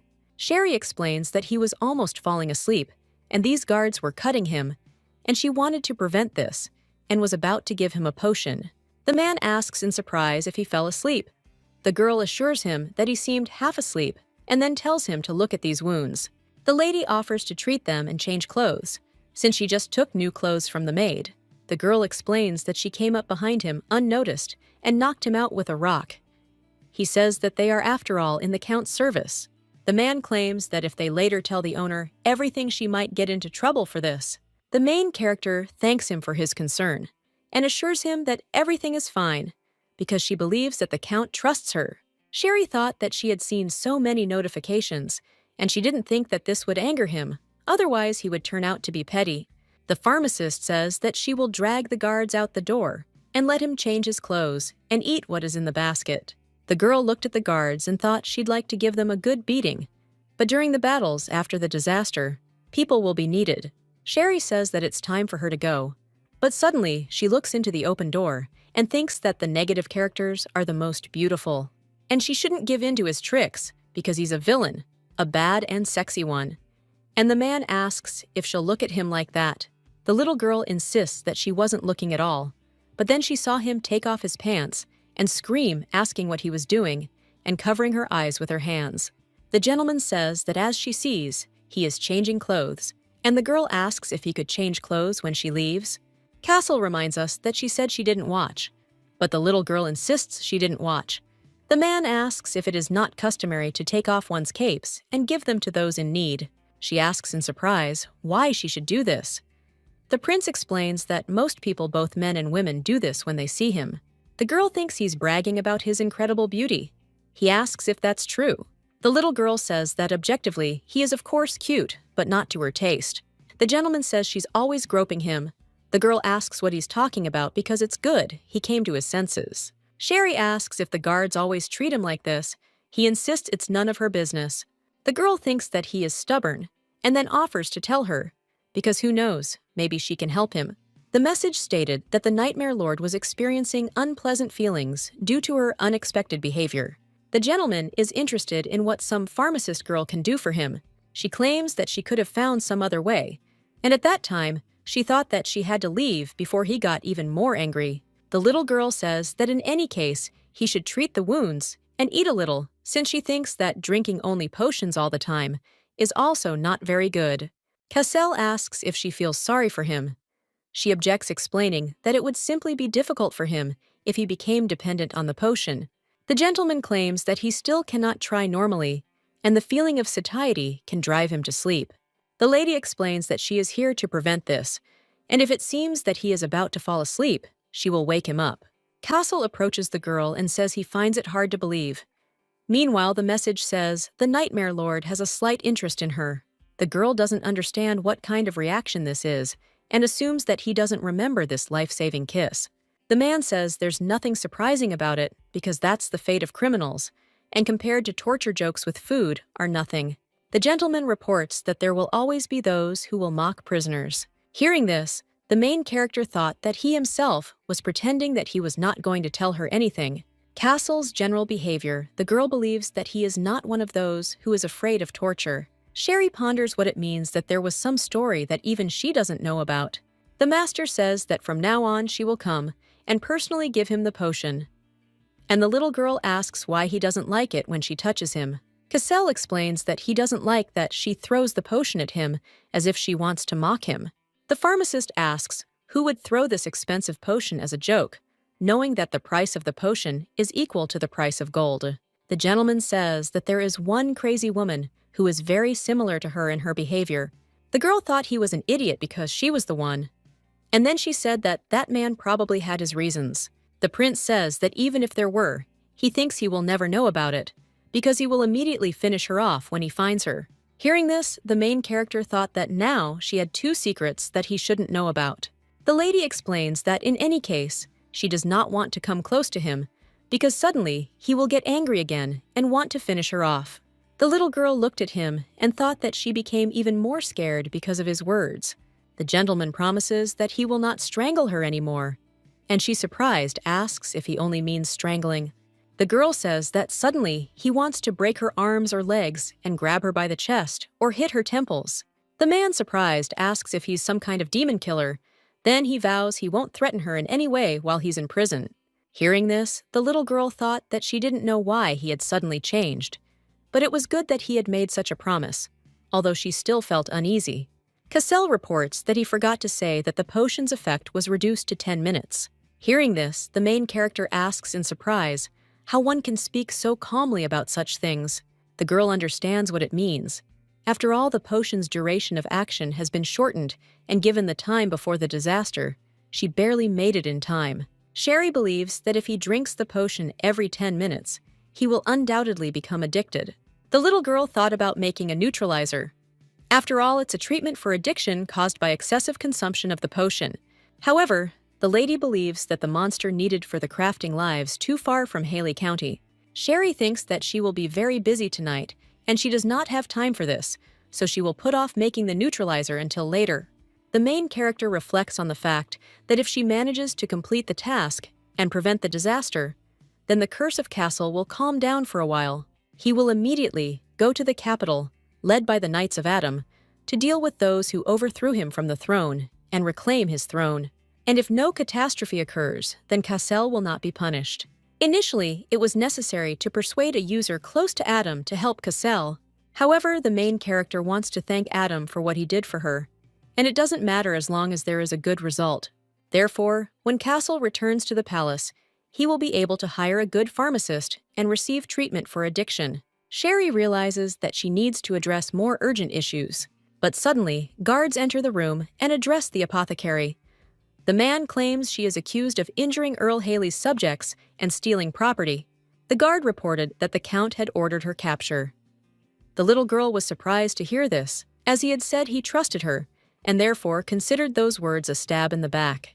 The main character won't forgive him for this.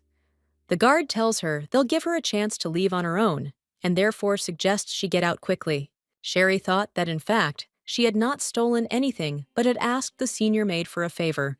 However, she believes that everything is probably going according to plan, although she could not have imagined that she would be captured in such a pathetic manner.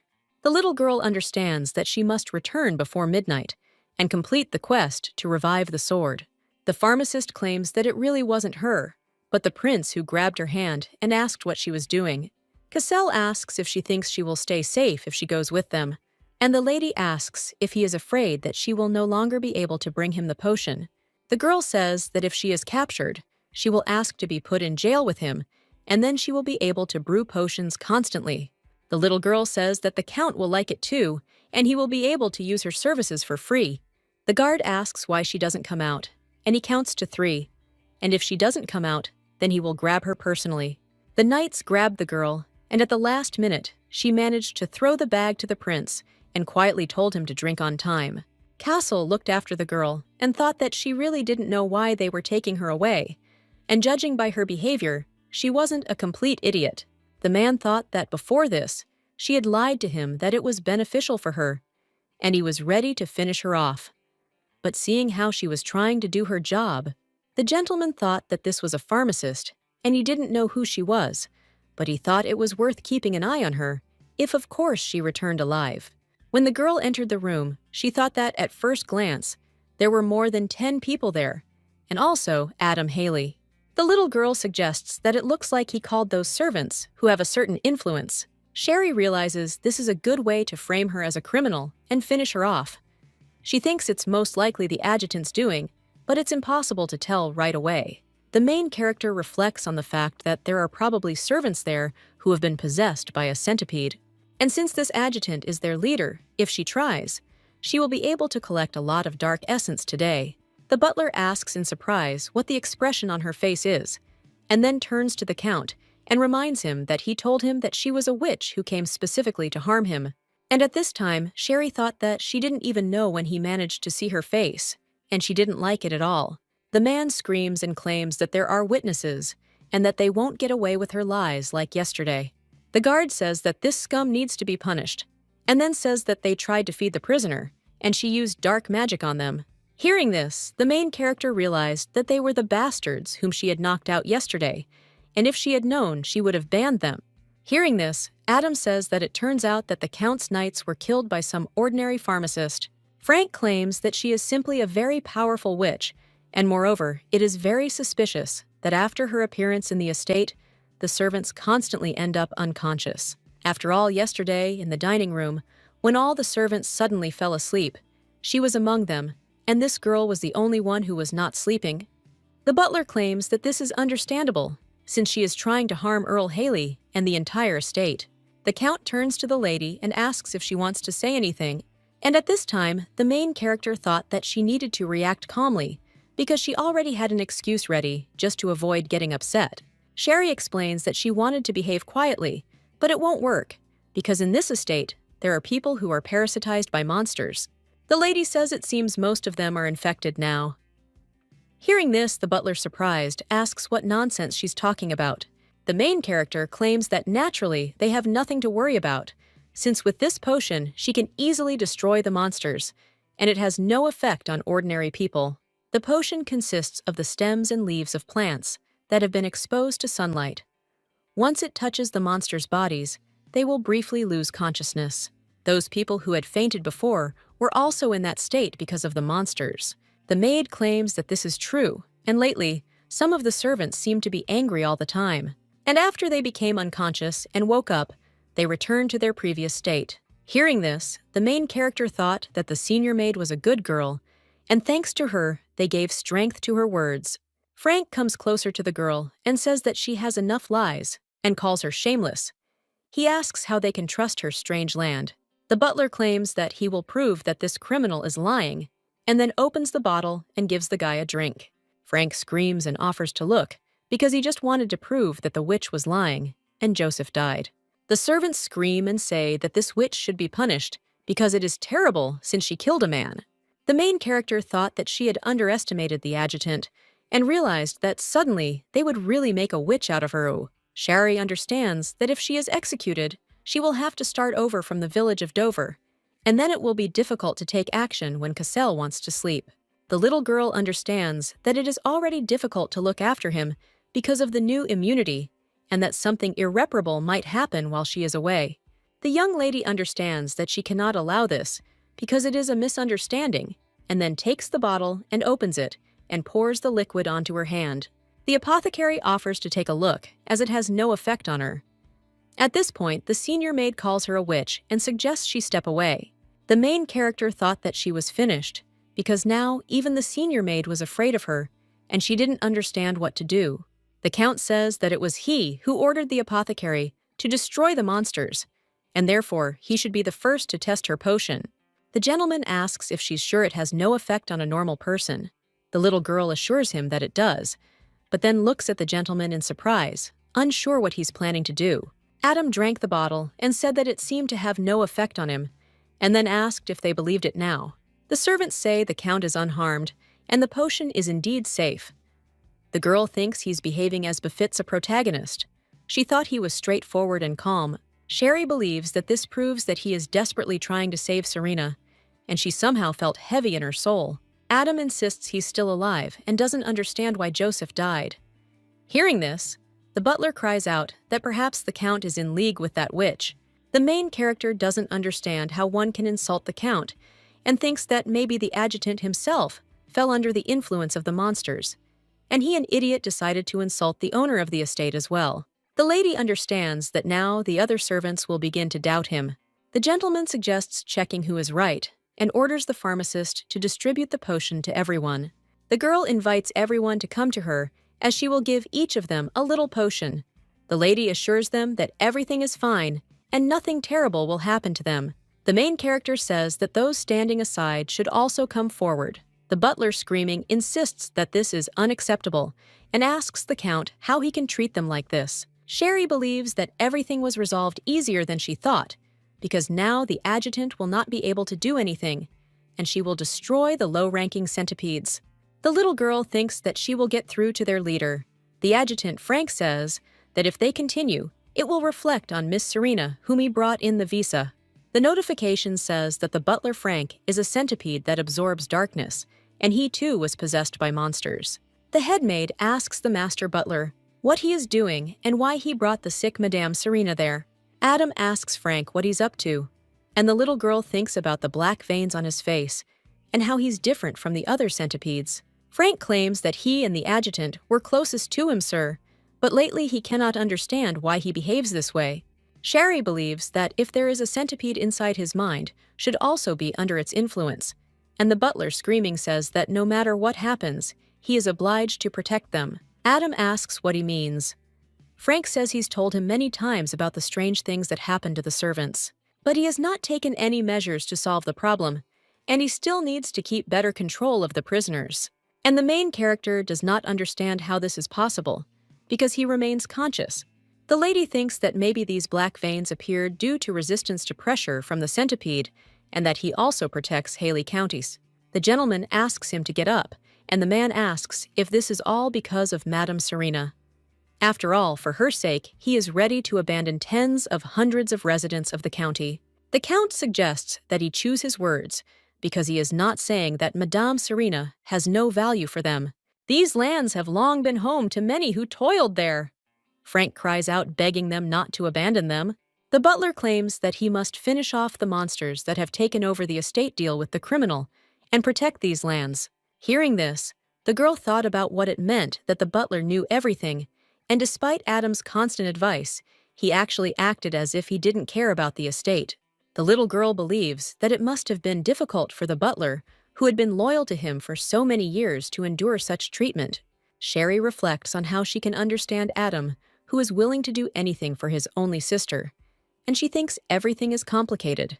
The gentleman claims that he never abandoned them, and the butler then asks why he doesn't take action.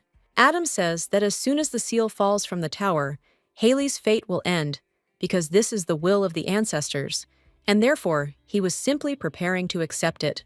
Frank screams and claims that this can't be, because the seal has remained unchanged for the last 500 years. The gentleman reports that no matter how hard he tried, he could not prevent this, and the tower's seal began to collapse.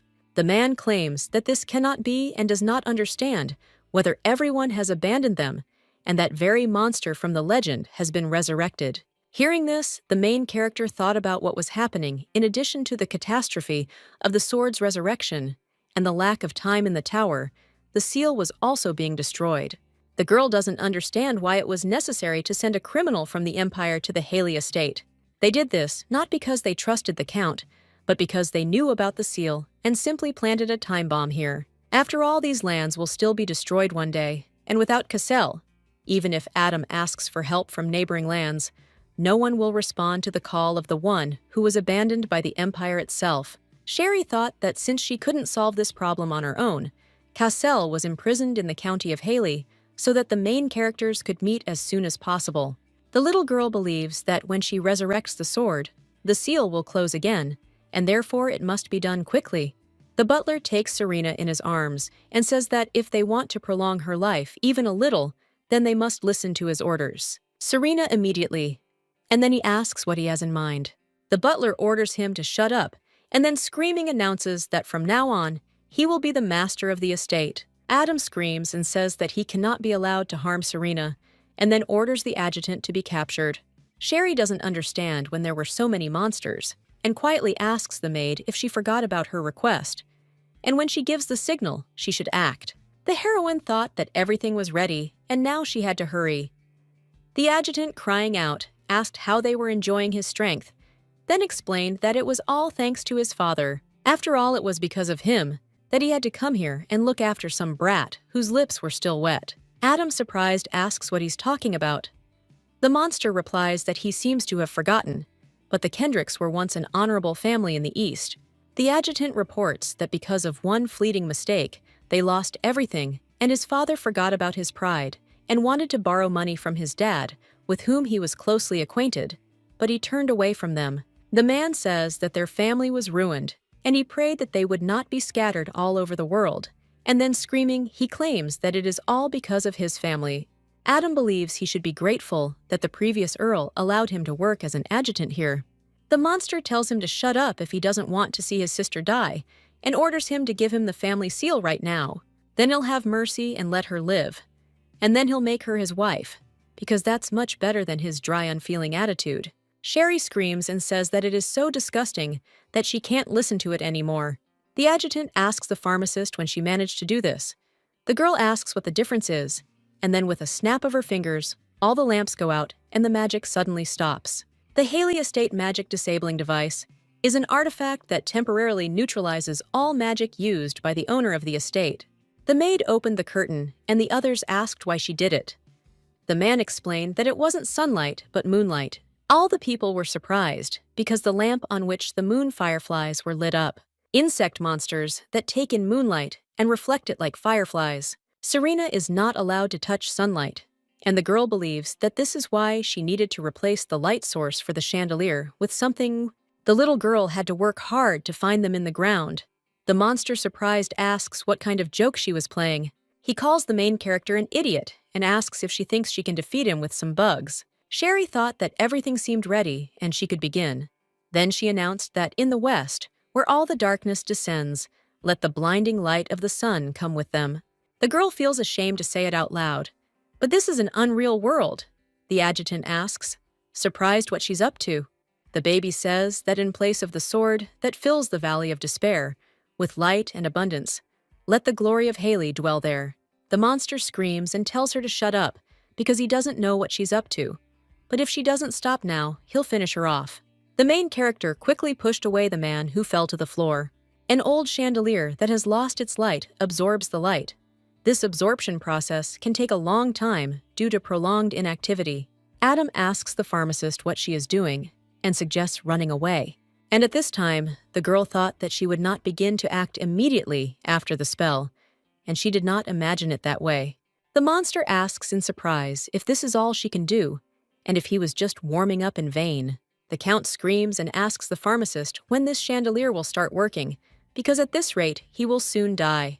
The monster says that this is good because he was always underfoot and therefore thinks that one way to get rid of him. Suddenly, a notification came that the old chandelier that had lost its light was activated, and the main character quickly took advantage of this. An old chandelier having lost its light destroyed the darkness-consuming centipedes. And the main character says her efforts all this time weren't in vain. The lady reports that now you can safely collect the essence since she managed to complete the quest with the sword. Sherry looked out the window and thought that it seemed like the magic had been interrupted because the moon was blocked, and now she had to go collect the essence. The monster says he worked so hard to achieve this and can't just leave. And when the girl sees him, she can't understand why he's still alive. The little girl thinks it's probably because the head of the centipedes is stronger than the others, and the monster asks if they thought he'd die so easily. The adjutant heads towards Serena, and at that time, the main character thought that she didn't want to use her skills in front of others. Suddenly, a notification informs that the old chandelier that has lost its light is ready for use, and the lady casts a spell. Meanwhile, the butler, Frank, shields the young lady's body. A system message informs that the old chandelier, having lost its light, has destroyed the darkness-consuming centipede. Sherry thought that it seemed that the head of the centipedes was finished off by Adam's blow, and that everything seemed to be okay with Serena. Adam turns to the apothecary and asks if she can save his butler. She says he can't be revived and appears to have died from the monster's venom. The master was very upset, having lost such a good man. The maid says that the master butler remained loyal to the Haley family until the very end, and thinks he would have considered it an honor. The man says that this is true because he always said that he would die in this place. The little girl doesn't understand why there's such a bad ending. The notification says that Sarah sent her 100,000 gold as a reward. Ari sent her 3 sun allergy remedies. She said she had a special reward in store for her. It turned out to be a potion that would help heal Serena. Hey, it wasn't much help because she was worried about the little girl being in such a state. The main character understands that she needs to think positively, and of course it's sad that the butler ended up dying, but no one else was hurt. The little girl knows that they also managed to obtain a healing potion. The gentleman says that perhaps the butler was right, and he has no right to continue to defend this place. Adam believes that it would be better for each of them to live their own lives until the seal is opened. The lady turns to the count and asks what he is talking about and where he wants to send them. The man says that she should leave as far away from here as possible because he will pay all the expenses. Sherry wondered why he was trying to do everything alone and knew he shouldn't ruin it for her at a time like this. The girl shows the medicine, and the gentleman asks in surprise what she is doing. The little girl explains that with the help of this potion, one can cure Miss Serena's illness. Adam, surprised, asks if it can really heal his sister. The pharmacist offers to give her this potion before dawn, and 3 days after she sees the first rays of the rising sun, she will be completely healed. The main character reflects on the fact that she never thought she would ever see Adam so excited. The maid turns to the count and says that she congratulates him because she was so looking forward to when her mistress would be able to go outside again. The maid reports that Serena can now run around the fields of the Haley estate. The man asks if they are afraid of the approaching catastrophe. The maid says that if she says no, it would be a lie. The maid says that they do not want to become cowards and run away from here, and they will stay by his side and fight to the end. The master says that he, Adam Haley, the manager of these lands, treats their will with all respect, and together they will protect this place. At this time, the main character thought that she had only helped a little, and the situation began to change. Haley himself protects these lands, and the people there are very straightforward and hardened. Sherry thinks that they will manage without her help, but it's time for her to go to castle. The man approaches the girl and apologizes, and she assures him that everything is fine. The man asks if her name is Sherry, then says her name and thanks her again.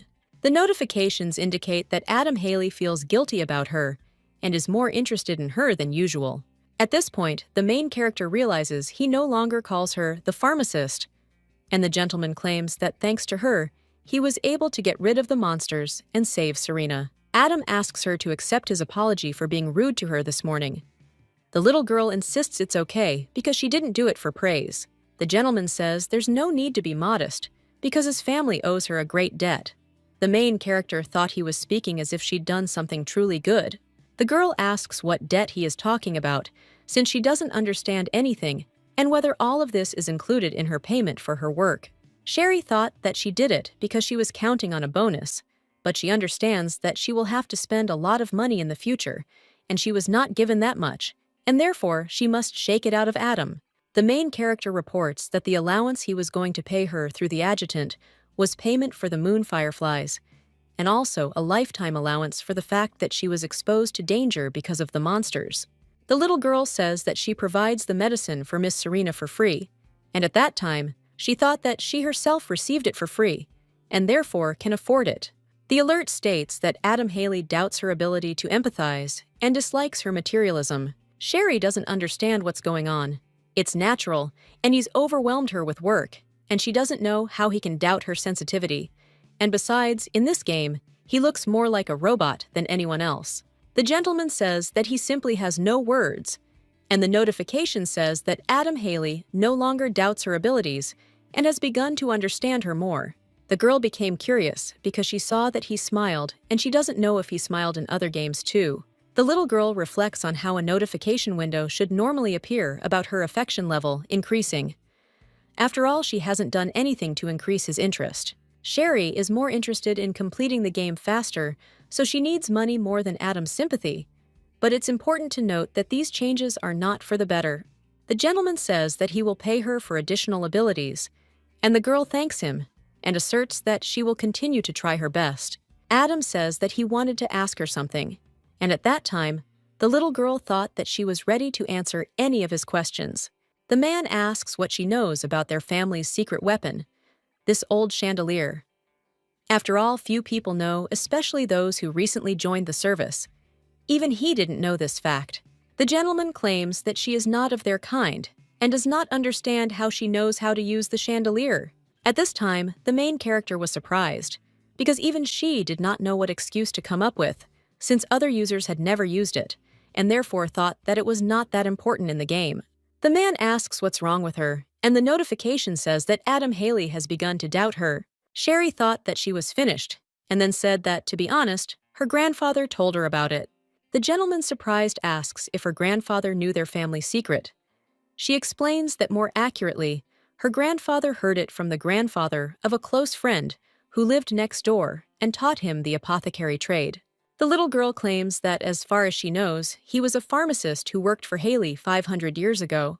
He said that after the sealing of the monsters, the dark power did not completely disappear, so the head of the clan who lived at that time created this secret weapon. The young lady reflects on how good it was that Sulphur told her about the chandelier. After listening to her story, Adam says that it seems like ridiculous nonsense, but there are too many details to consider it a lie. A system alert informed her that Adam Haley had temporarily stopped doubting her. After reading this, the girl sighed because he believed her. Adam approaches the maid and offers to bring a reward for the apothecary. The maid says she'll have it ready right away. Sherry reflects on the fact that they've sorted out the essence and reward. The master says the maid will bring the reward, and that she should go get it. The girl realized she now had to collect the money and go to the cash register. And when she held the reward in her hands, she thanked him and thought that she had finally received the money. The main character thinks that, even though it's just a game, this is the first time she's holding so much gold in her hands, but she knows she'll have to spend it later, but her mood has improved nonetheless. Adam asks if she is really so happy, and the girl asks how one cannot be happy about the payment for hard work. The man says that she is smiling from ear to ear, and the little girl began to wonder if he is making fun of her. The gentleman asks what the prisoner promised her that made her try so hard to please him in everything, and suggests that she better say whether she really thinks that he will pay her. The main character thought that she always thinks about Castle first and foremost, and it's natural that the distrustful Adam would ask such questions. Sherry understands that he is probably trying to find out if she knows about Castle's identity, and now it will be easier to say what she has long wanted to say. The lady turns to the Count and asks what he thinks. He asks surprised what she's talking about. The little girl asks if the prisoner will really pay her, and he asks why she's asking him about it. Sherry says that he reads it, and it depends on him if the disaster does happen, and if the situation takes the worst turn. And if the Count fights to the last, then she wonders whether it is possible to continue calling the prisoner a criminal. The girl thinks that it seems that Adam also thought about this, which is why he sent these guards to Castle, although their willful behavior is his fault. The lady says that she is also curious about something because he said that he brought the criminal here on the orders of the Emperor. And in that case, if he is no longer a criminal, then what will happen to the Haley family that treated him badly? The gentleman says that it is enough to talk about this, because she is just a pharmacist, and then asks how she dares to talk about this. The notification says Adam Haley is angry about her words. When she learns this, the girl explains that it's just her assumption since nothing has happened yet. The main character thinks about what else can be done, as if nothing happened, because in fact, Castle was not particularly angry about the unworthy treatment of himself. Sherry thinks that he is fully aware of his position as a criminal, but all this was while he was considered one. And if Adam doesn't take some special measures, Cassell is quite capable of destroying the Haley family after returning to the throne. Initially, players had to soften the relationship between Adam and Castle, but she doesn't have time for this because the main character needs to think about the disaster and the seal. Adam asks if she thinks there is a way to prevent the disaster. The girl looked at him and thought that he seemed to be asking, but at the same time saying that Cassell would never return to power. Sherry claims that, of course there is, and no matter what it costs, because he said that he would stay here and protect these lands. At this time, the main character thought that she could not allow disasters to happen, otherwise she would not be able to get out of here. The little girl assures that, for this, she will do everything possible. In particular, she will take up the making of potions. The girl thought that it seemed like she was interfering too much, because for Adam, she was just a pharmacist. The gentleman pulls out an item and tells her to take it, because it is a protective artifact with a rank. Sherry asks, surprised, what it is. He explains that it's an artifact imbued with protective magic. The protection radius is quite wide, so there won't be any problems moving around. The little girl asks in surprise why he gave it to her, since she knows that she has already received the reward. Adam informs her that if the worst comes to the worst, she should take him and Serena and flee to the capital. The Count says that he would like to talk to him himself, but he needs to prepare to remove the seal and thinks there will not be time. The Master says that if she remains alive, then in the future, when Serena receives the title and inheritance, she will certainly reward her. Adam insists they never forget their benefactors. She asks if he trusts her. The man says that this is not true, and she asks why he then entrusted her with such a task. The Count explains that he cannot say that he completely trusts her, but those who love money will do anything for it. The little girl insists that she is not that obsessed with money, and at that moment, she thought that he does not believe her words at all. Suddenly, the main character asks in fear if it is an earthquake. The gentleman explains that this happens when the seal of the monsters is removed. Suddenly, the main character saw a notification that a genie was calling her. The little girl said she was so scared and wanted to know what was going on. The Count asks in surprise what she just said, and the girl assures that she didn't say anything. Adam informed her that since she had received the reward, she could go.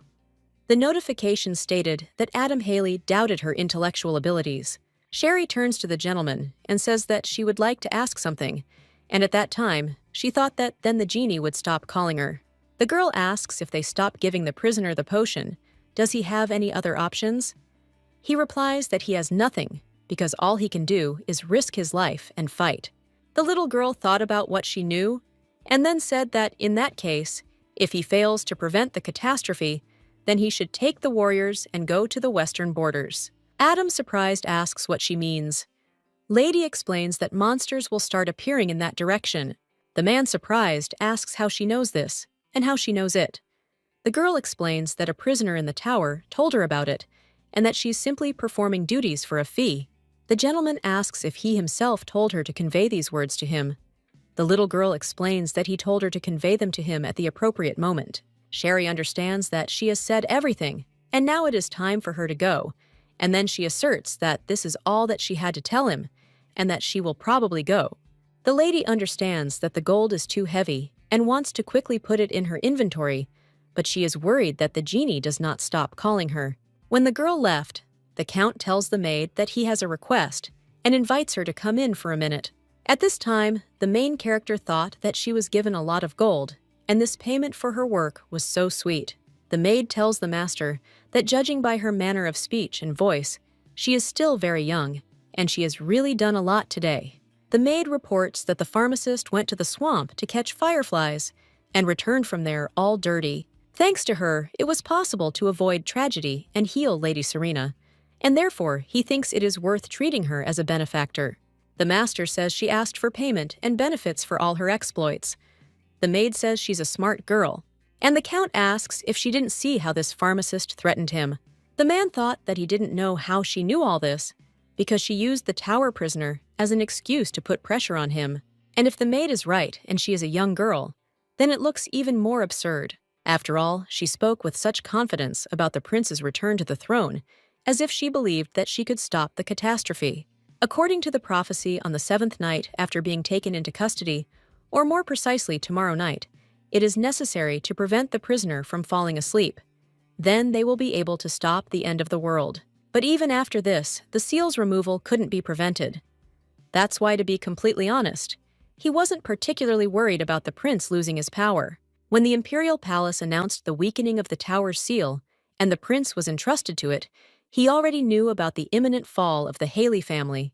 Adam reflects on the fact that this pharmacist stated so decisively, as if she herself was ready to do this, and naturally it is necessary to prevent this by any means. The gentleman reflects on the fact that her face is hidden by the hood, but he clearly sensed her determination. The maid tells the count that she hasn't seen so many emotions on his face when he treats someone for a long time, and then says that this girl is truly not ordinary. Adam says that he has enough of this nonsense, and at that time he thought about how Sherry had made him angry and then happy in such a short time, and he became interested in who she was. The master orders that this document be handed over to the commander of the Knightly Order, because they need a seal to prepare for a catastrophe. At this time, the main character read that the genie wrote that now is not the time to transfer the moments to the inventory, because she needs to visit Cassiel in the tower as soon as possible. Sherry understands that he is asking her to go to Castle, and believes that not a minute goes by without some kind of business. The main character asks if anything happened while she was gone, and sees a lot of empty bottles on the floor. The girl screamed and asked if he had drunk everything again, and at that moment, she thought that she had given him so much potion so that he would last until her return. And now there are far fewer empty bottles than there were in the bag. The little one reminds me that she said, "You can't take everything at once." Sherry noticed a foul odor and the sound of running water. Cassell asked how she'd managed to get back, and whether she'd really asked the count to lock him in with her. The gentleman says that she is an idiot, and the girl screams and asks who he called an idiot. When the man came closer to her, she thought that it was not just a faint smell of rot, but broken vials of a potion, and it was not water, but the sound of falling drops of red liquid. The main character realizes that he was trying not to fall asleep, and that's why he was holding broken potion jars in his hands. The little girl claims that he still has some potion left and doesn't understand why. Castle reports that the duration of action has been reduced to 5 minutes. The girl applies the medicine to her hand and reminds him that she promised to return. Sherry asks why he was holding the shards. He explains that a man captured by knights for theft cannot return. The gentleman says that it was necessary to leave a few portions in reserve, and therefore suggests not to think about it, but simply that without the sword, everything looks so ugly. Hearing this, the main character thought that he was right, because he didn't know what was going on in the house, and probably thought that she would never return. The little girl believes he needed to hold out on his own, which is why he did what he did. And if she had left more potions, the immunity might have manifested even faster. Sherry says she didn't have to do that. He asks, surprised, what else he could do, and whether he should have calmly watched the country and all its inhabitants descend into hell. The main character thought that now, Cassell looks as if he is angry with her, but in fact he is angry with himself because of hopelessness. The girl recalls that from their first meeting, he behaved rudely, and this is natural because he had not slept for several days. The little girl doesn't understand why he's so desperate to stop the disaster, and the main character reflects on how she is going to prevent the end of the world in order to complete the game and return to the real world.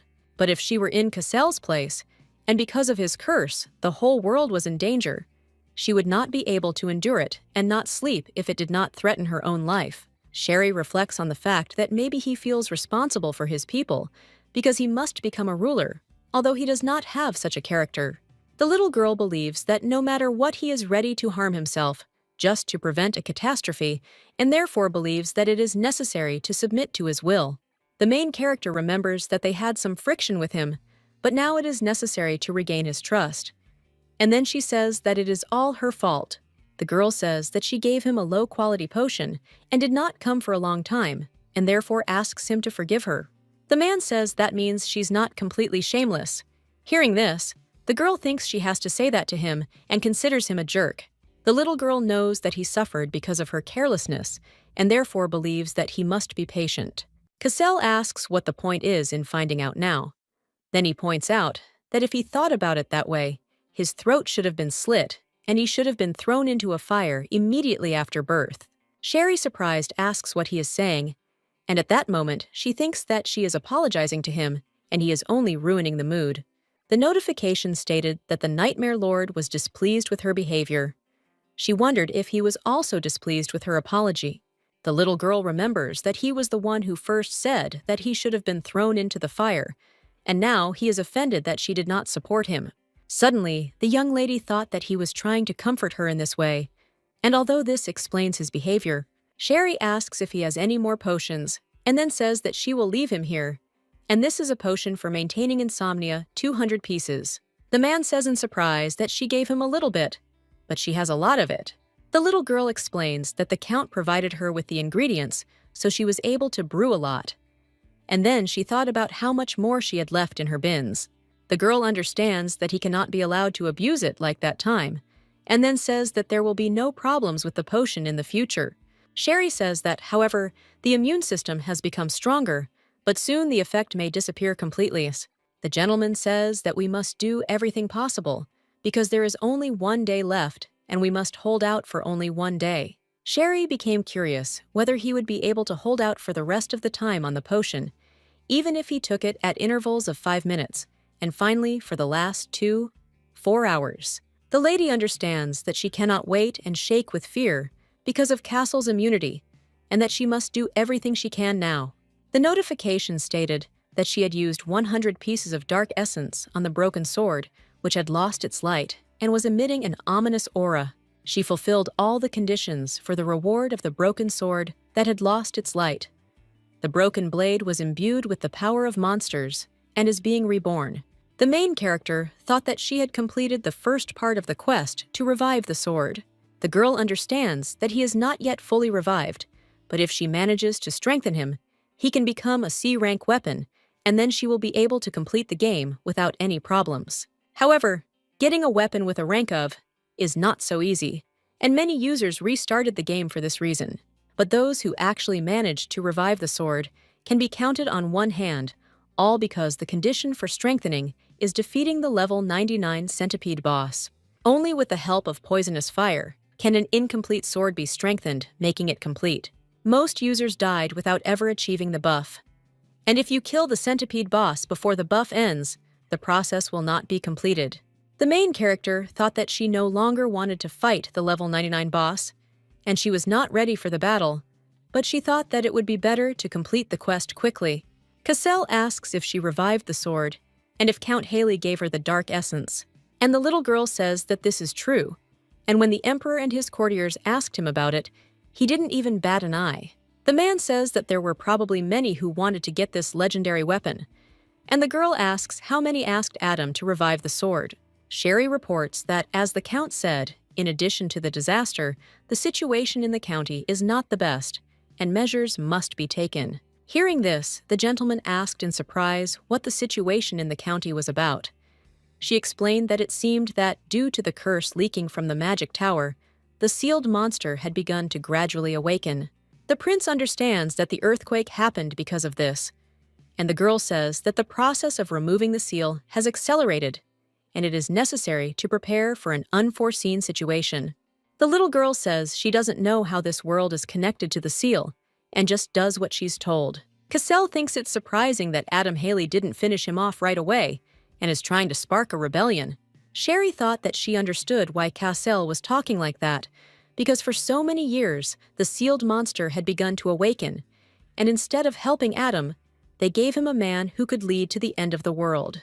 In its place, Castle would have turned the imperial palace upside down long ago. The gentleman suggests to the pharmacist that if by the end of today the potion loses all its power, then she should take the sword from the Count. The girl thinks that he is up to something again, and the master says that she should take the sword and give it to him, or finish him off herself. The man tells her to stick it between her shoulder and collarbone, and then asks if he sees. He takes her hand and puts it on his chest. Cassell insists it's very simple. The girl screams, saying enough, and then asks if it's really necessary to resort to such a cruel method.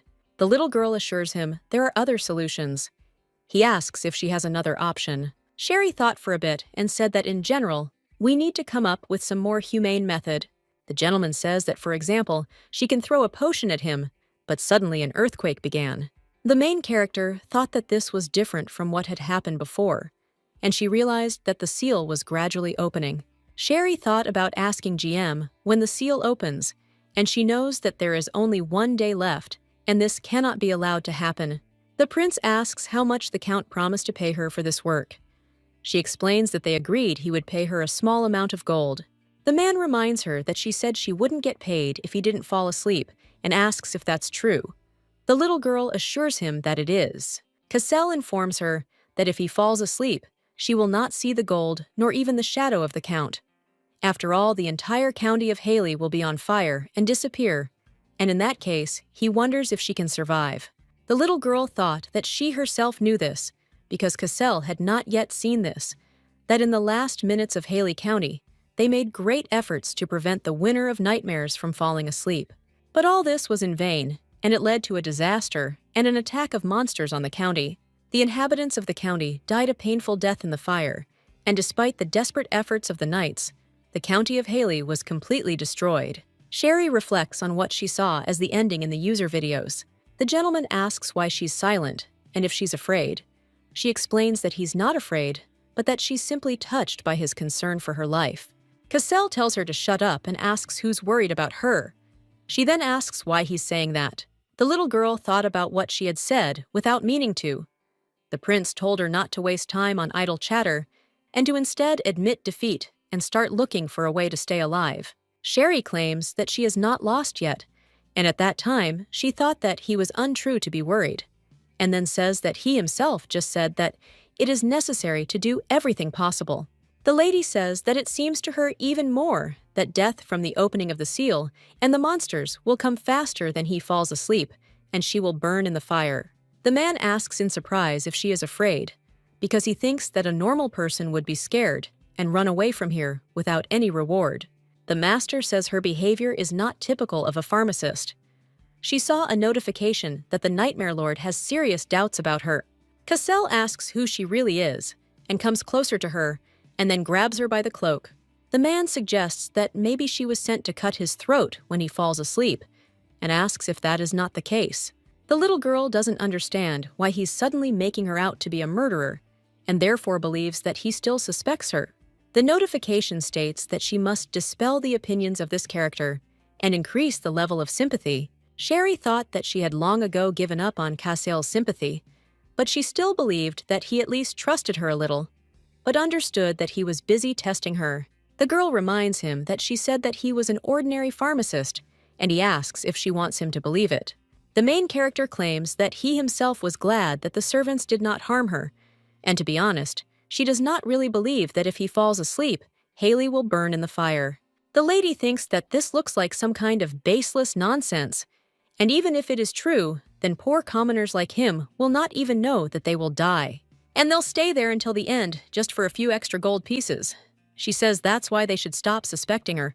After these words, the notification wrote that the Lord of Nightmares temporarily stopped doubting her. The little girl says that if this is true, then he should be the one to be afraid more than anyone else, and asks if this isn't true. Sherry claims that if the duchy disappears because of him, then people will die too, but he doesn't seem worried. The gentleman says there was a time when he experienced something similar. He looked at his hand, and it felt like he was alone and suffering. The main character doesn't know who she is to feel sorry for someone, and is stuck in this game, and could have died there, and her life would have been even more miserable. The lady says that she cannot die before receiving the reward, and therefore suggests remembering. The notification states that the Nightmare Lord doubts her ability to empathize. The prince suggests that it would be better to point out her slow wit and poor decision-making ability. Suddenly, the head maid comes in and announces that she has brought a change of clothes and some food. At this time, the main character thought that it seemed that Adam had stirred because of her words, and it seemed that he was frightened by the words about the prince's return to power. Sherry takes the basket and thanks her. The maid says she hasn't had dinner either, and besides, she's been through so much. Racing informs that she left an Ida in her room and offers to eat properly, but for now she will take her place, and this is the Count's order. At this time, the little girl thought that he himself scolded her for being obsessed with money, and now caring, and she thought that she just wanted to ask something at GM, so Sherry says that she will just tell Castle that she will go away for a while and hand over this basket. The lady turns to the prisoner and says that the senior maid will come here now and stay with him and asks him not to forget about the potions while she is gone. The girl gives him clean clothes and tells him to put them on, then shows him food and says that the Count has decided to show mercy. Castle asks in surprise what she had to endure that she didn't even eat. Hearing this, the little girl does not understand when he managed to overhear, and then says that she was justifying herself against the false accusation and treating the Count's sister. The man, surprised, asks if she's cured her of her illness. The girl assures him it's nothing as she's very capable. The gentleman reminds her that she said she would go to dinner and asks why she doesn't leave. Sherry tells him not to try to threaten the head maid and grab her by the throat like he did to her. The girl claims that the maid is a kind person who knows nothing and that he should not even dare to behave the same way as she did with her. The prince asked if she was now openly treating him like a murderer. Hearing this, she realized he was displeased. The lady thought about how she had given him so much potion and hoped he wouldn't do it, if only out of pride. Then she said she was just saying it because she was worried about it. Cassel asks if she asked the Count to treat him better. The girl thought that even after the terrible treatment he received, he did not demand that his offenders be punished, but silently accepted his position. The little girl thinks that some commoner intervened and asked her to treat him properly, and this could have angered him. The main character understands that it is a disgrace for members of the imperial family to accept help, let alone pity, from commoners. Sherry says that while she was trying to clear herself of the false accusation of abusing the servants, she complained about something she didn't like, but she can't say that she specifically demanded anything from the Count.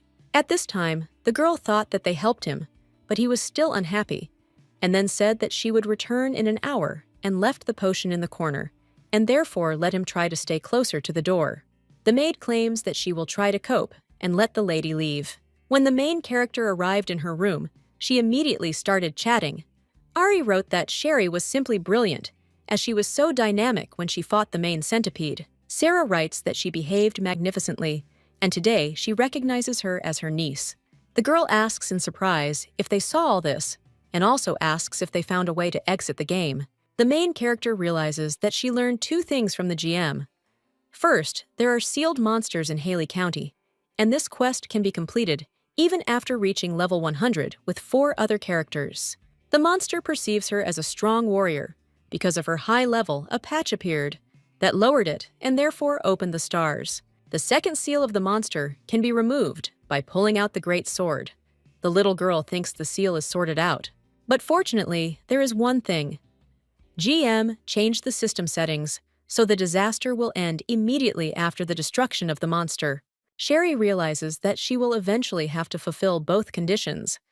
Ginu writes that this can be easily accomplished if she continues to keep Castle awake with the potion.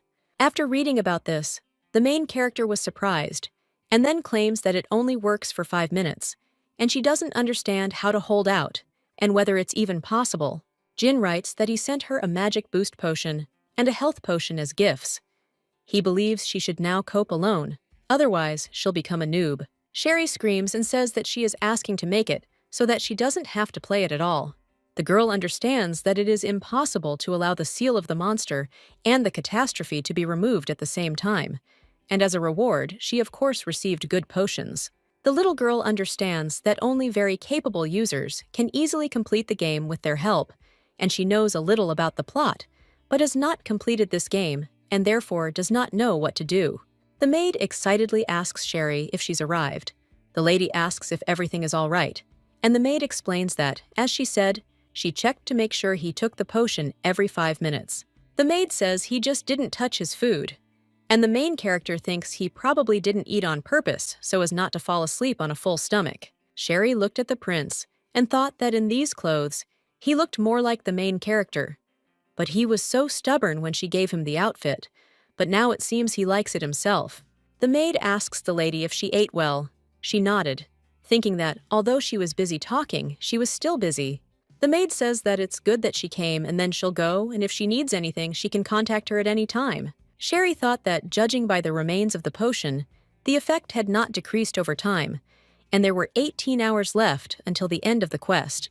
The girl really wanted everything to go smoothly up to this point. Suddenly she noticed that he had drunk all the potions and wondered if he was drinking too often. The little girl screams and insists that this is not possible, then comes closer to him and suggests that he stop.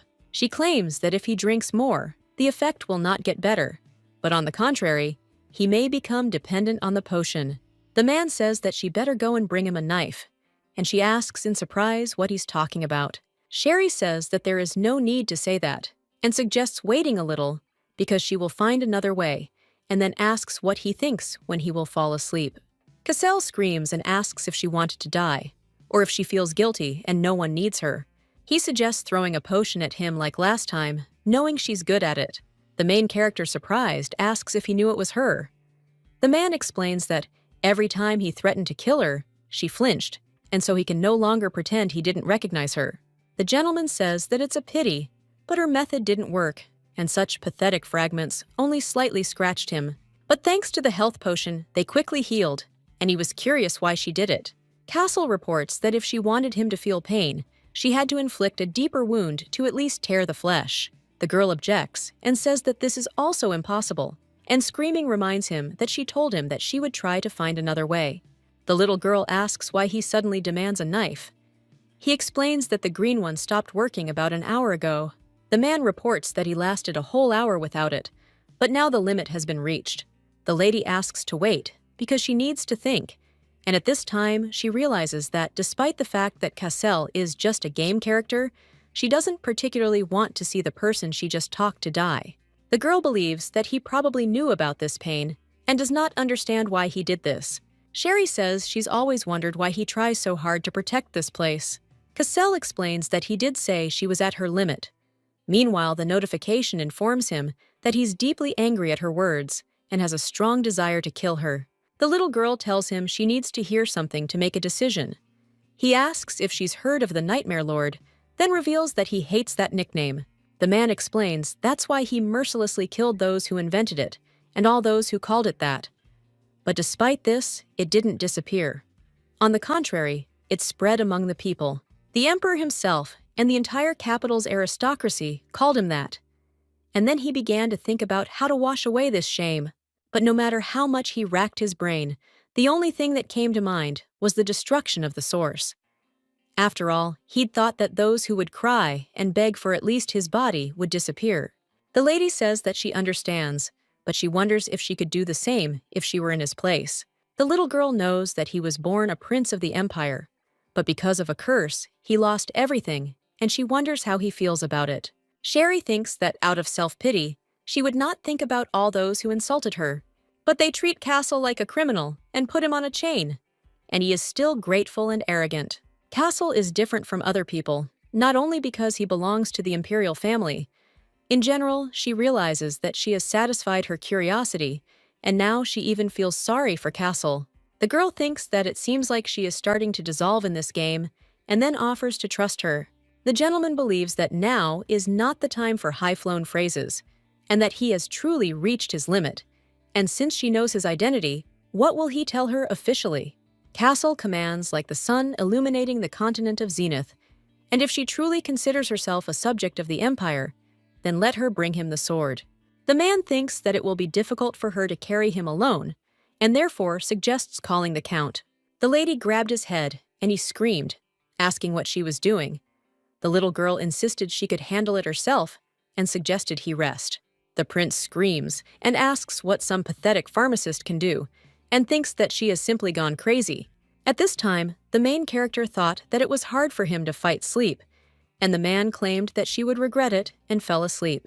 Sherry thought that she already regretted it because she had a backup plan that she had to abandon, and she chose the worst option with her own hands. The girl reflects on the fact that she will always blame herself and regret this choice. But to be honest, she herself does not understand why she does this. But as Cassell said, perhaps she was afraid of revenge for his torment, and that is why she asks for forgiveness for what happened, because she tried to help, and did not even think that he would be hurt because of those fragments. The little girl reflects on how she thought that the potion would help the wounds heal quickly, and that it would be better than getting wounds from a spear or stones. She believes that it is still a game world in which only her results matter, and therefore they will consider that she is paying off her debt. Suddenly, the lady suggested that he might suddenly start talking so as not to fall asleep, and then said that she would do everything quickly and let him sleep. The prince turns to the girl and says he will definitely finish her off, only if he wakes up. She realizes he's finally fallen asleep. Sherry believes that now is the time to face the disaster. The guard shouts and tells everyone to run to the western wall of the Haley Castle and suggests hurrying because they can't allow the fire to spread even more. The count thought that it looked like a disaster had begun, as the pharmacist had said, and then he turned to the commander and ordered everyone except the knights busy with the fire to take up a combat position. Adam announces that monsters will soon appear here. Meanwhile, the main character watching them thinks that he did, after all, go with the warriors to the western wall. The little girl understands that they are acting according to plan, but she feels a little ashamed because only a little time has passed, and immediately a catastrophe began, and she also needs to hurry. The girl opened the bottle of magic-boosting potion and drank it. As she did, she realized that the magic-filling speed was significantly different, and that she could now use it without any problems. Sherry looked at the protective artifact and thought that if her calculations were correct, then by using the potion and the artifact together, as Adam requested, she would be able to protect Castle's shield, Serena, and possibly the entire county. The message informs that the activation of the protective artifact is complete, and the protective effect lasts for 1 hour. The main character thought that she had some doubts, but now she was confident that with this she could protect the county. The guards are surprised and ask what is happening and where the protective dome came from. Adam screams and orders 2 to stay there, and the rest to follow him, and for everyone to join in putting out the fire. At this time, the girl thought that Adam was a good guy, because the barrier would give them some time, and therefore he threw all his strength into putting out the fire, and did not even have to tell him about it. Sherry understands that now she has 1 hour left, and the potion with her magic is limited, and she did not even hope that she would be able to protect the entire territory of the county. Devi Usha believes that the genie gave her this potion just in time, and without it, she would not have been able to cope with one artifact, and therefore hopes that they did not plan all this in advance. The lady looked at the gentleman and realized that he had finally fallen asleep, and that even in his sleep he looked tired, probably because he had not slept for a long time. The little girl says that some are on the brink of death, while others are sleeping soundly. However, she wants them to at least sleep peacefully, and so she'll manage somehow. Sherry knows that now the real battle begins, and the imperfect sword is shrouded in darkness from this moment on, while everyone is busy with the disaster that has begun. Castle wakes up. Sherry wanted to pick up the sword, but it turned out to be very heavy, and she thought that it was not written anywhere that it was so difficult to pull it out. The little girl saw the curved sword, and now understood why it was so hard to pull out. And at that time, she realized that it was approaching, and that she would finally meet the huge centipede. The roof of the tower immediately flew off from one blow, and the main character understands that this will not be easy, but in real life, she is even more vile. The main character doesn't know what to do because she's about to start attacking, and in that case, she first needs to run to the castle. The little girl took the boy in her arms and thought that it was good that she had high physical strength indicators, because she never thought that she would have the opportunity to hug such a handsome man. However, the main character understands that it is too early to relax, but it seems to her that the speed is gradually increasing, and she will use her magic. The alert states that the protective artifact's duration is half an hour. The lady realizes that due to the tower's roof being blown off the power of the chains binding, Cassel has also disappeared. The girl understands that it's good that the magic is restored on its own, and she only managed to stun the centipede for a while, and soon it will move again. The lady understands that then she will become her target, which means she will rush here, and therefore she thinks that she needs to quickly prepare for the next reception and drink a health potion. The main character understands that this potion is capable of increasing her health above her normal level, and most likely the GM gave it specifically to fight the centipede. Sherry thinks she only has 30 minutes and can't just relax.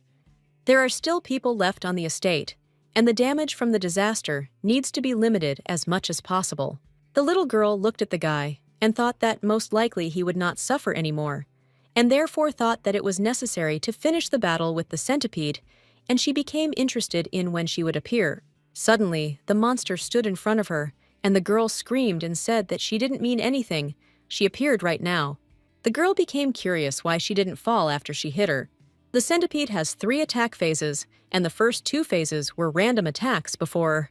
The lady understands that if she manages to dodge them, they will not cause harm, and she even managed to attack her and wound her. But the 3rd phase, the poisonous flame, is very different from the previous ones. This isn't just any fire, but a poisonous flame that causes continuous bleeding, even if it touches the body. This attack is the one that is perfectly capable of strengthening that broken sword. The main character thought that she understood this perfectly well, but looking at the huge flame, she wondered whether she really should climb there. The little girl thought that she should drink another health potion, and at that moment, she realized that she had given the entire potion to Castle, and therefore she only had 1 minute left to hold out. Sherry says the pain is definitely under control, and she doesn't understand why it's so hot. The girl thought that she was simply crazy because she had the opportunity to kill the Lord of Nightmares, but she chose to go alone against the giant centipede. The lady wondered if she had done the right thing by placing the castle behind her back, because while she maintained the protective dome, the flames would not reach him, and the remains of the wall would protect him from the poisons. The indicators dropped lower, and the girl understands that she will not be able to return to Dover. The message states that the incomplete sword covered in darkness admires her recklessness and courage. Light consumes darkness, and darkness becomes the shadow of light. A warrior who devours the lonely night and protects the quiet dawn. And she has the right to wield this sword. How the main character realized that this weapon was not C rank, and it turned into a sword. All members of the group together destroyed the centipedes, but this sword was pulled out by Adam, so it will become a weapon only for him. The main character understands that if it is a C rank, then it is no longer a legendary item, but a very rare mythical rank item that is similar to a weapon for a warrior mage. Sherry thought that she needed to take action quickly before she closed her mouth, because she was too distracted. The girl understands that due to the fire attack, the poison continues to damage her, and the artifact's duration is also almost over, so she needs to hurry. The giant centipede has very strong shells, so it is impossible to inflict a fatal blow by attacking the body. However, she opened her mouth when she fired fire, which weakened her defenses. The core, the centipede's most vulnerable part, is located there. Therefore, it's essential to attack its mouth immediately after it releases flames. Unlike a normal attack, which cycles through various phases, it only has a chance to inflict a destructive blow. Sherry succeeded, and she destroyed the core, and therefore almost destroyed the centipede. The main character says that even with a C-rank weapon, it is difficult to penetrate the giant centipede's bowl, and she managed to cut it with such ease as if she were cutting butter. And maybe that's where the power of a C-rank weapon lies. The girl thought that the disaster at the Haley estate must have ended, and she needed to go there quickly, because Adam and the others would soon start returning. The little girl looked at herself and realized that she had been like this all this time, and the NPC cape was quite durable, and that was why she hadn't died. However, those parts that were not covered by it still hurt, and it's good that no one saw it. The little girl took the boy in her arms and hoped that he would not wake up. And therefore she had to hurry, and then she put him on the floor because she thought that he would be seen there right away. Sherry says that when poisoned by a potion, it would be good to have a means of sensation, but this combination also helps. And the strengthening of the sword and the destruction of the giant centipede are all his doing. And therefore, she places the sword next to him and let the pharmacist be considered to have escaped. The girl thinks that it would be nice if he didn't remember anything about the disaster at all. The main character thinks that it's a bit of a shame to give Adam the C-rank weapon that she got with such difficulty, but she has a more important goal. And the little girl's goal was that she had to unite with the main characters in order to complete the game as quickly as possible. The notification says that the goal is completed and the entire scenario is over.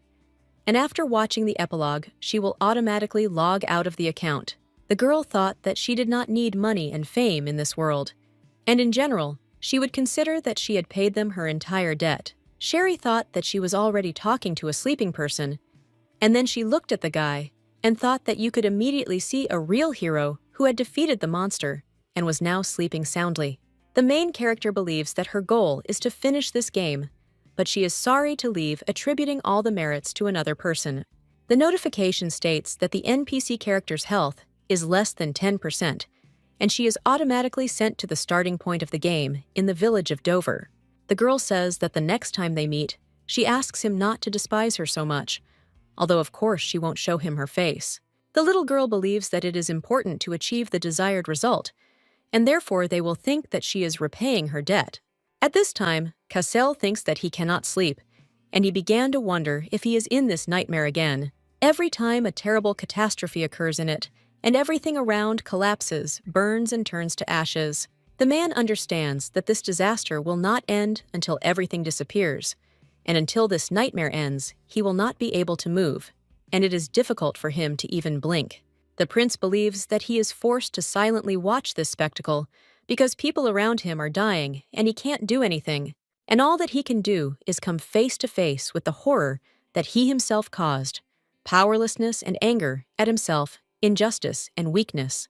The man understands that when they are ready to devour him, then he will understand that the catastrophe is not in these monsters, but in him, the damned man. And when Castle opened his eyes, he realized that it seemed he had broken out of this dream and saw the pharmacist who was fighting. The prince reflects on the fact that she couldn't stop the giant centipede alone, and therefore thinks that it seems like he is still dreaming. The man thinks that if he continues to dream, he risks falling into a nightmare again, and therefore believes that he must wake up. Cassel reflects on the fact that even if he wakes up, everything will already be over, and only ashes will remain of Haley County. However, he became curious whether the last memory of this county would live on. The man thought that, judging by the sensations, he had definitely woken up, and it seemed that someone was again trying to make him look guilty, and he was so tired of it all. Not only was he turned into a cruel criminal, but enemies were constantly appearing, accusing him of all sins and trying to finish him off. Casel believes that whoever it was, he was fed up with this situation, but he is used to such things. However, it became disgusting to look at this unchanging world. The lady says he will give up the sword in exchange for loyalty. The prince does not understand why he hears this voice, and believes that there is no doubt that it is the damn pharmacist who closed his eyes and poured sleeping pills into his mouth. And if she is in her right mind, she should have run away a long time ago, and doesn't understand why she is still near him. The man hears a voice saying that she will help him when he returns to the capital and retakes the throne. He wonders why she says this. The lady says that in general, they will assume she has paid him. However, he thinks she should answer his questions. The girl tells him not to be angry with her, but upon hearing this, the man does not understand what this means, because she gave him a promise, and she cannot leave yet because it is not time yet. Cassel turns to the main character and says that he thought he was dreaming. Adam turns to His Majesty and reports that he rushed here after hearing about the commotion. The Count reports that His Majesty personally destroyed the monster that was freed from the seal, and then kneels and tells him to give orders. Adam saw the weapon and said in surprise that this was the ancient sword that was in the Haley estate. The prince says that he will give it to him, and the man surprised asks if he can ask why the master decided to give it to him. Cassel orders one person to find him the pharmacist he hired, so that he won't sleep and will bring her to him. The gentleman reports that she had pink hair, and this time he will not let her go. The notifications report that Castle Ludwig has a strong interest in her. The once deposed prince, who was captured in a terrible state and kept in custody, was shown hospitality and resettled in the Count's estate. Cassel received the necessary treatment and began preparing to return to the castle. No one interfered with the prince and the Count. From that moment on, when Cassel dealt with the monster and saved the county of Haley, he was already a ruler for those around him. The main character thought that she only knew that the prince was called the Lord of Nightmares for his cruel nature, and she was not interested in other details. However, it turns out that the previous heads of the clan sealed the giant centipede after a 3-day battle, and he destroyed it less than an hour after his resurrection. Adam does not understand why he gave him this sword even before he did it. He showed loyalty to him. The sword is, of course, a family heirloom of the Haley family, but he is not one of those who would give away a weapon that was revived with such difficulty. The servant tells the Count that the knights who explored the tower discovered something, and he asks what exactly and offers to bring it. The man says that it looks like an artifact, and when Adam saw it, he realized that it was a phenomenon of destruction. The phenomenon of destruction of a magical device, if the magic used exceeds the norm.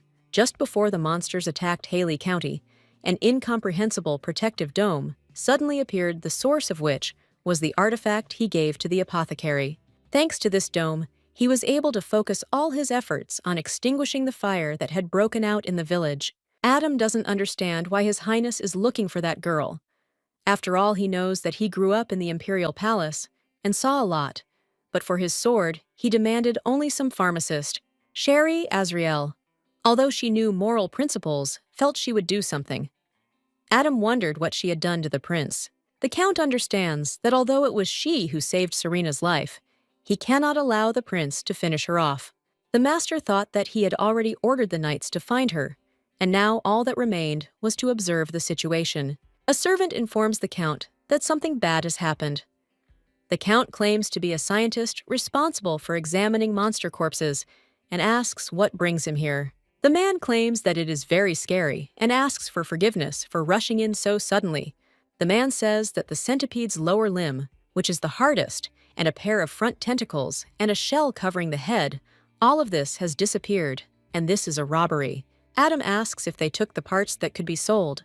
The butler screams and asks how it was possible to steal the parts of the monster that are in the Haley estate, and therefore believes that it is necessary to find the criminal and punish him. The gentleman says that nothing needs to be done. At this time, he thought that this was probably the work of the pharmacist, and then he says that he guesses who did it and will figure it out himself. The man thought that this was very annoying to him, and not only was the prince looking for her, and she had ignored his orders, but now she had also stolen valuable parts of the monster, and therefore believed that she deserved the death penalty. The gentleman does not understand why she does not arouse hostility in him, and he became interested in who Sherry is. The viewer is like this. Notifications indicate that Adam Haley has a strong interest in her. At the same time, in the village of Dover, the main character does not understand what it is, because there is some kind of trembling throughout her body. The girl understands that no matter what happens, she needs to move, because she wants to go to the capital next. The main character thought about how she was currently intensively preparing for a scenario in the capital, and in order to get into it, she was completing small tasks.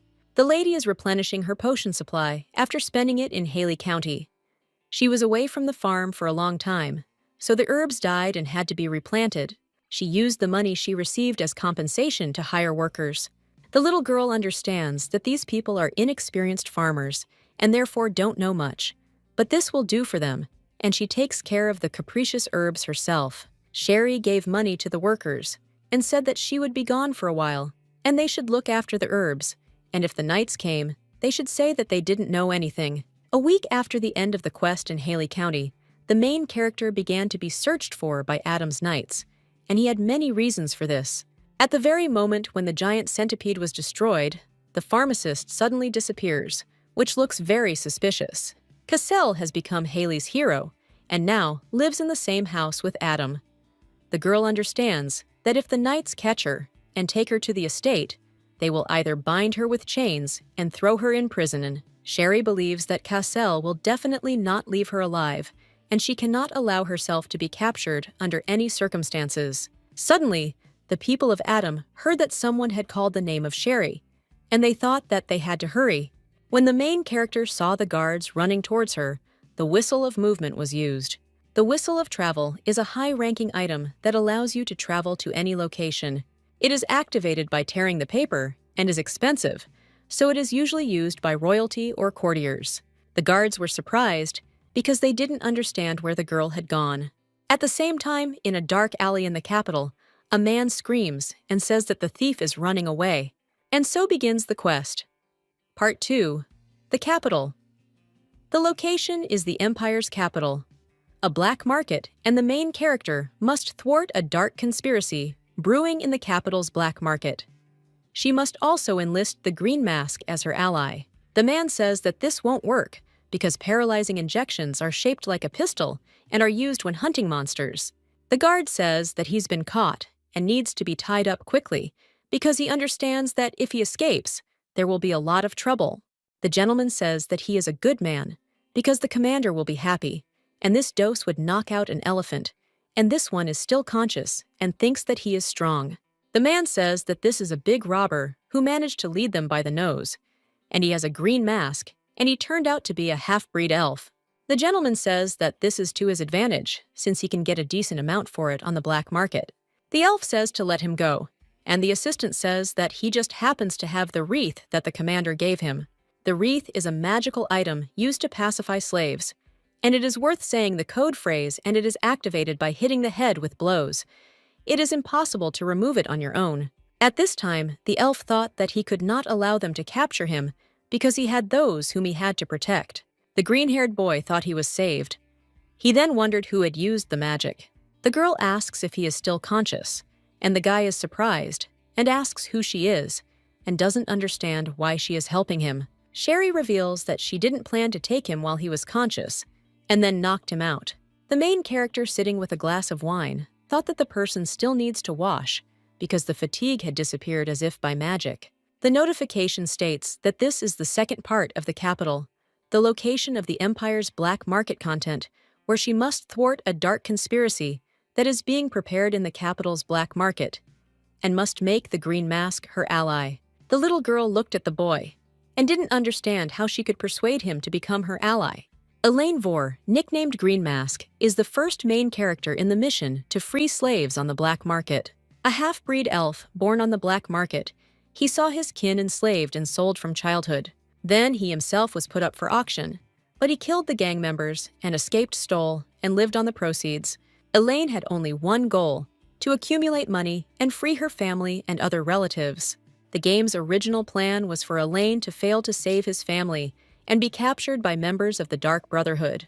The main character understood that she had to save him after she received the quest, but she did not wait for the black market to open and intercepted it in advance. Sherry asks when the black market will open. Jinnu writes in 3 days, and the girl asks what's up with Castle and Adam. The main character understands that she still has time, and if she didn't do it now, she would regret it. The lady realizes that he is younger than she thought, but suddenly, the guy opens his eyes and screams, asking where it is, and then grabs his stomach with his hand. The girl asks if he is looking for the necklace and suggests that he forget about him and instead talk to hers. Elaine says he knew it and asks if she was after his necklace. The alert states that the green mask suspects her and feels hostility towards her. The guy promptly asks her to tell him where she hid his necklace. Meanwhile, the lady realizes she didn't expect such a reaction and offers to listen to her. The guy calls her a dirty thief, and the girl says he's asking for it. And then the glass of wine falls on the floor. Sherry grabs his hand and screams, asking who else he is calling a thief. The elf says in surprise that she is very strong, and the girl suggests listening to her carefully and says that Valiser's eye, which he was going to steal, is not real. The lady says that they won't pay much for him, and he won't save his family, but she's not a thief hunting for counterfeits, but his savior, and is here to help him. The guy asks in surprise how she will help his family, and also wonders why she is helping him at all. Sherry asks if he wants to know, and then offers to make a deal. And in exchange, she will help him free his family. The Eye of Valiser, the ancient elven king who became a legend, wanted to hide his daughter from people, and tore out his eye, making an artifact out of it.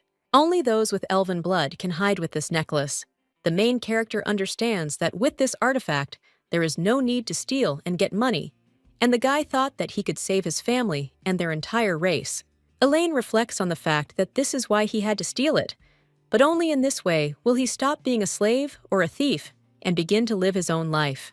The boy realizes that it turned out that the eye in Valiser was not real, and it was a trap of the Dark Brotherhood. People treated them like toys just because they looked different and didn't take them seriously, and that's their essence. The elf thought that he hated such people, and that they would no longer be able to take away his dear friends and their freedom to live. The lady reminds him that she is offering to make a deal with him and will help him save his family, and they will both be the winners. Elaine doesn't understand why he doesn't feel any disdain, ridicule, or pity in this girl. She looks at him with honest, non-threatening eyes. The girl asks if he agrees and tells him his full name. The boy thought that this was the first time someone hadn't tried to take something from him, but had offered to help, and he wondered if he could trust her. Elaine agrees and suggests giving it a try. Notifications report that Elaine has temporarily stopped suspecting her of ill intent and shows only mild interest in her. Sherry hands him a document and asks him to sign it. He asks surprised what it is. The lady explains that this is a regular employment contract, and although they are temporary partners, it is better for everything to be according to the rules. At this time, the main character thought that Elaine was very distrustful, especially of people, and therefore she prepared well. The little girl suggests reading it, because then he will understand that these are not bad conditions. When the guy read this, he said that he didn't want to sign it, and she asked in surprise, why? Elf explains that, as a child, he was forced to sign something at the black market, and then he and his family were taken to a strange place. Hearing this, the main character realized that she had not thought about this, and believes that he is still very young, and then suggests not to cry. The guy claims he's not crying but simply lost in thought for a moment. The girl doesn't understand why all the characters in the game are like this, then says that it's generally different from a slave contract. The little girl insists that he can rest assured, and offers to sign, and at that moment she thought that it was a good thing she had prepared several copies just in case. Elaine wonders how she is going to save his family, since she knows the necklace is fake. Sherry says she has a plan, and it's a C-rank invisibility potion that's hard to get, but makes you thermally transparent for a certain amount of time. Hearing this, the guy is surprised and says, "Wow, such a potion exists!" The lady explains that she brewed it herself, and naturally he didn't know about it. The little girl realizes it's a very valuable potion containing the centipede shell. He asks surprised if she brewed it herself, and if she's an apothecary, since he thought she was a mage. Sherry smiled and claimed that she was an ordinary sweet pharmacist, and then said that of course it wouldn't hide sounds and smells unlike the eye of the Velichier, but she thought it was worth a try. The girl looked at the notification and became curious if there was any other important information about this elf. Jin informs him that he has found where the Eye of Velisair is, and it is not far from the black market. Sherry asks if this means he still wants to find this Eye of Velisair, because he doesn't know when his family will be in danger again. The lady says that she wants to help him there, and as soon as they finish this matter. The guy looked at her and agreed, then said he would sign the contract. She reminded him that he hadn't read the terms of the contract. Elaine says that he has no other choice anyway, and especially since he can't read. The main character thought that he had just been so doubtful, and now he had changed his mind again. The guy claims that he knows for sure that her name is above his, and asks if that's true. The lady asks in surprise how he read it, and then says that it's a pity that it's not her name, but his employer's. The elf asks who he is, and the girl thought that this is the main character whom he will have to help until the very end. And this is Castle. Sherry says that this is the crown prince of the empire, and the boy says in surprise that this is where she knows him from. The notifications indicate that Elaine is slightly displeased with her words. The elf says that this doesn't suit him, and that if he doesn't like this agreement, he's going to kill everyone, and therefore hopes that she wasn't lying about the invisibility potion. Elaine says that if his employer is the prince himself, then killing him will be unprofitable. The guy says that they have 2 months of work ahead of them, and at this time, the girl began to wonder if she would even be able to complete the quest with him. 3 days later, the guy asks Nuna if she's ready. She tells him not to rush her, and then asks if he knows how hard it is to put on a dress alone. When the elf saw the girl, he was very struck by how beautiful she looked. The lady suggested they go to the black market. In a few minutes, they were already at the appointed place, and Sherry became interested in whether this was the same black market, because it looked much brighter and more respectable than she thought. The little girl understands that this is all just an optical illusion, and therefore she must begin the plan. The woman turns to the man, and he asks in surprise what happened. She says she wanted to sell the slave and buy a new one. The man asks if she bought it here. The lady insists that she did, and that he smells too bad and is too brazen. The gentleman apologizes that their product did not suit her, and assures that he will do everything now, and therefore offers to follow him. The main character thought that this was great, because so far everything was going according to plan. When the man took off his hood, he saw that it was a raccoon, and at that time, Sherry thought that the elf would have to try a little for the quest. A few hours ago, Elaine screamed and insisted that he didn't want to, and asked why he had to become a slave. The main character explains that this is just a disguise to get in there, and believes that if someone hears, they might misunderstand everything. The girl explains that she's not actually asking him to become a slave. The boy insists he doesn't want to become a raccoon because he's too ugly. Then the lady realized what the problem was. The message indicated that he was displeased with her sudden behavior and showed little interest in her behavior. After reading about this, the little girl doesn't understand what kind of interest there could be, but then suggests listening because there is a reason for this. Sherry explains that her invisibility potion only lasts for 2 hours, and even if they manage to get to the black market, they don't have much time. Elaine asks what this has to do with the raccoon. She explains that raccoons usually smell bad, which is why they're kept in separate cages. Raccoons, unlike others, are not particularly popular and are poorly guarded, so it will be easier to escape. The girl reminds him that he said he wanted to free his family from prison, and then claims that that's why he has to become a raccoon to get in there. The main character tells him that when he gets into a separate cell, he must immediately drink the potion and escape from there. Before the auction begins, he must stun the guards and open all the cages so that his relatives and other captives can escape. The guy says that it's easy to get out of the cage and knock down the door, and then asks in surprise about the slaves in shackles because he knows he won't be able to help.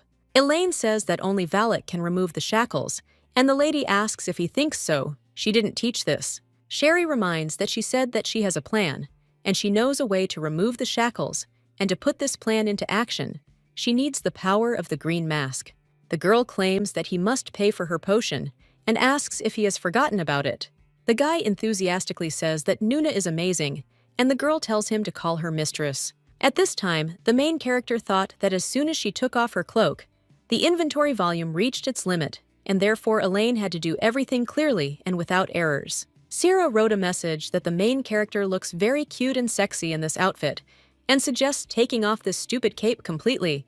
Jin asks what she will buy at the auction, and offers to give at least some spoiler. At this time, the girl thought that she was now in a minefield and trying to get into the enemy's lair, and no matter what this time, everything had to be done quickly. Sherry understands that the quest is a quest, but she wouldn't want Elaine to end up like in the game, because he's still very young. The man tells the lady that they have already arrived, and she thought that this is a dungeon with slaves, and this place looks worse than she thought. The gentleman asks why she came, and the man explains that this guest wants to resell the fish. The gentleman says with delight that she came to the right place, and then asks if he can check what kind it is, and when he takes off the hood, he screams and says, "Yes, it's a raccoon." At this time, the elf does not understand what kind of reaction this is, because he doesn't even smell. The gentleman asks how much the lady would like to sell it for. The lady says she wants to put it up for auction. The man says it's a shame, but raccoons aren't popular, and it will be difficult to get decent money for them. Sherry asks who he would like to teach, and then claims that he is different from ordinary raccoons. The gentleman offers to explain in more detail how he's different. The lady replies that it was she who brought him here. The main character screams and asks if he knows her, and also asks if he is new, and then claims that they have recruited a rabble. Sherry angrily says she'll have to personally go up to the 4th floor and speak with the owner. Upon hearing this, the gentleman apologizes and then claims he'll immediately put it up for auction. The lady insists it should have been done that way from the start and asks who the idiots were. The man asks how he should introduce this fish. The girl says it's a slave owned by the Nightmare Lord's lover. The men are very surprised to hear this, and the main character doesn't understand why she just got goosebumps. The man says that they will do everything right away and bow to her, and the girl asks where they will go. At this point, the main character thought that she wouldn't do this a second time, even though she knew she'd come up with this plan herself, because she believed she'd be happy if he didn't find out and kill her. Sherry assumes that Cassel and Adam will arrive in the capital only in 4 days, and therefore she can be calm. Suddenly, the girl doesn't understand what it was, or what that familiar look was, and the man asks if she has any complaints about the service. The lady says that they have to give her something, and he asks in surprise what she's talking about. The main character says that she entrusted them with her goods and is waiting for a deposit for it, because she was told at least 10 million for the fact that she put the goods up for auction, and then asks if he means to say that she will not receive this either.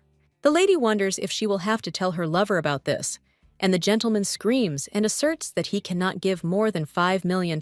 Hearing such a sum, the little girl thought that this was very good money, and the raccoon screaming turns to the lady and asks her not to abandon him. The main character thought that this idiot plays his role so beautifully that he should have become an actor.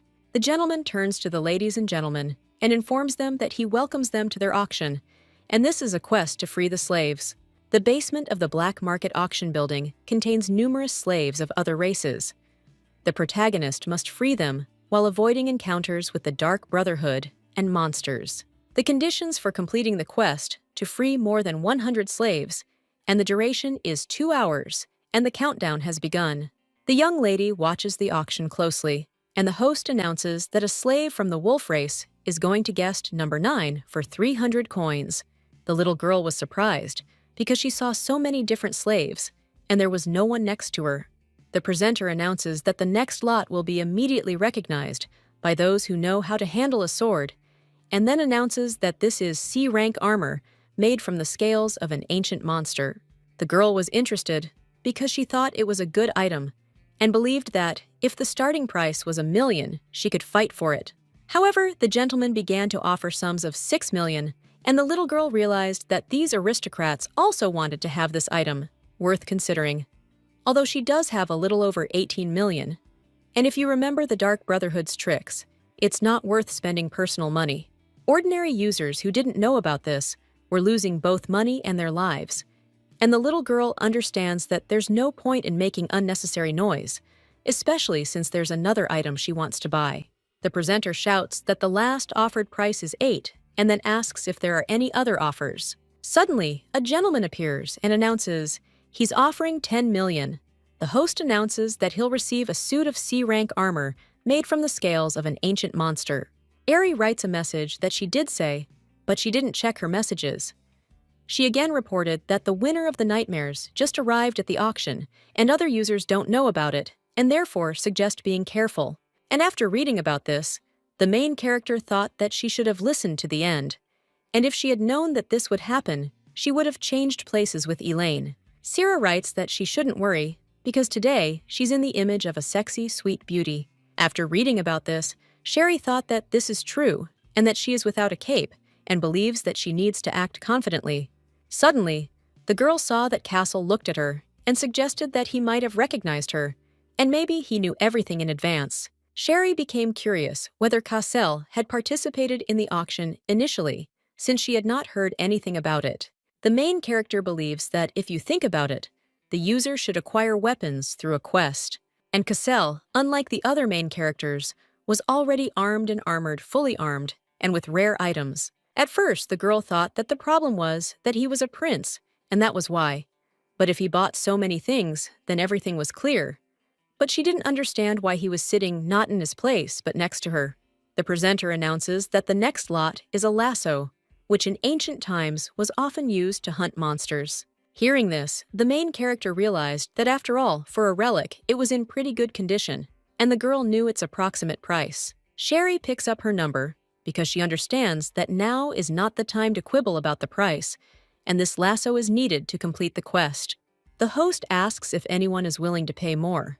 The little girl thinks he can scream as much as he wants, because he doesn't know if anyone else will buy this old thing. The gentleman says that if there are no offers, then the lasso for hunting monsters is sent. But suddenly, the prince raises the number and says that he is offering 1 million. Sherry thought he was a lousy prince and looked at him. She didn't understand why he wanted to pay 1 million for this rickety rope. The presenter asks if there are any other offers, and the main character offers another 100 coins more. The prince announces that he is giving 1.5 million and then 2 million. The girl announces that she is giving 3 millions, and the host says that it looks like guest number 38 really wants to get this lot, and he has a feeling that the hunting blog itself is patronizing her. Sherry looked at the prince and wondered what he would do now. He stood up and said 3,200,000, and they began haggling again. The presenter shouting says that there is a tense struggle, and that this is the beauty of the auction. The main character saw a message that said she had 1 hour left, and she realized that there was little time left. Sherry thinks that it would be time to slowly leave there to help Elaine, and then picks up the number and announces the amount of 5 million E. The presenter turns to the gentleman and asks if he will name a higher price. And at this time, the main character thought that, if she raises the price, she will not just leave it like that. The prince says that he refuses to bargain and gives this guest an old lasso for hunting monsters. The host claims that it was an amazing battle, and the lasso goes to guest number 38. At this point, a man approaches the lady and asks how she will pay. She says she will pay in person.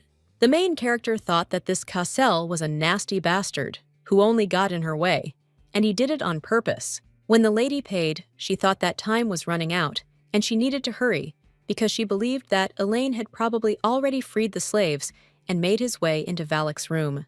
When the girl grew tired, she felt someone grab her hand.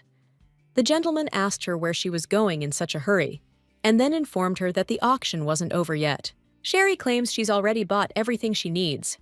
He asks, surprised, if she came here to buy some junk. The lady asks why he addresses her informally, and the man says that if she doesn't like it, she can also address her informally. The girl takes her hand away and says that she doesn't want to, because she can only talk like that with friends.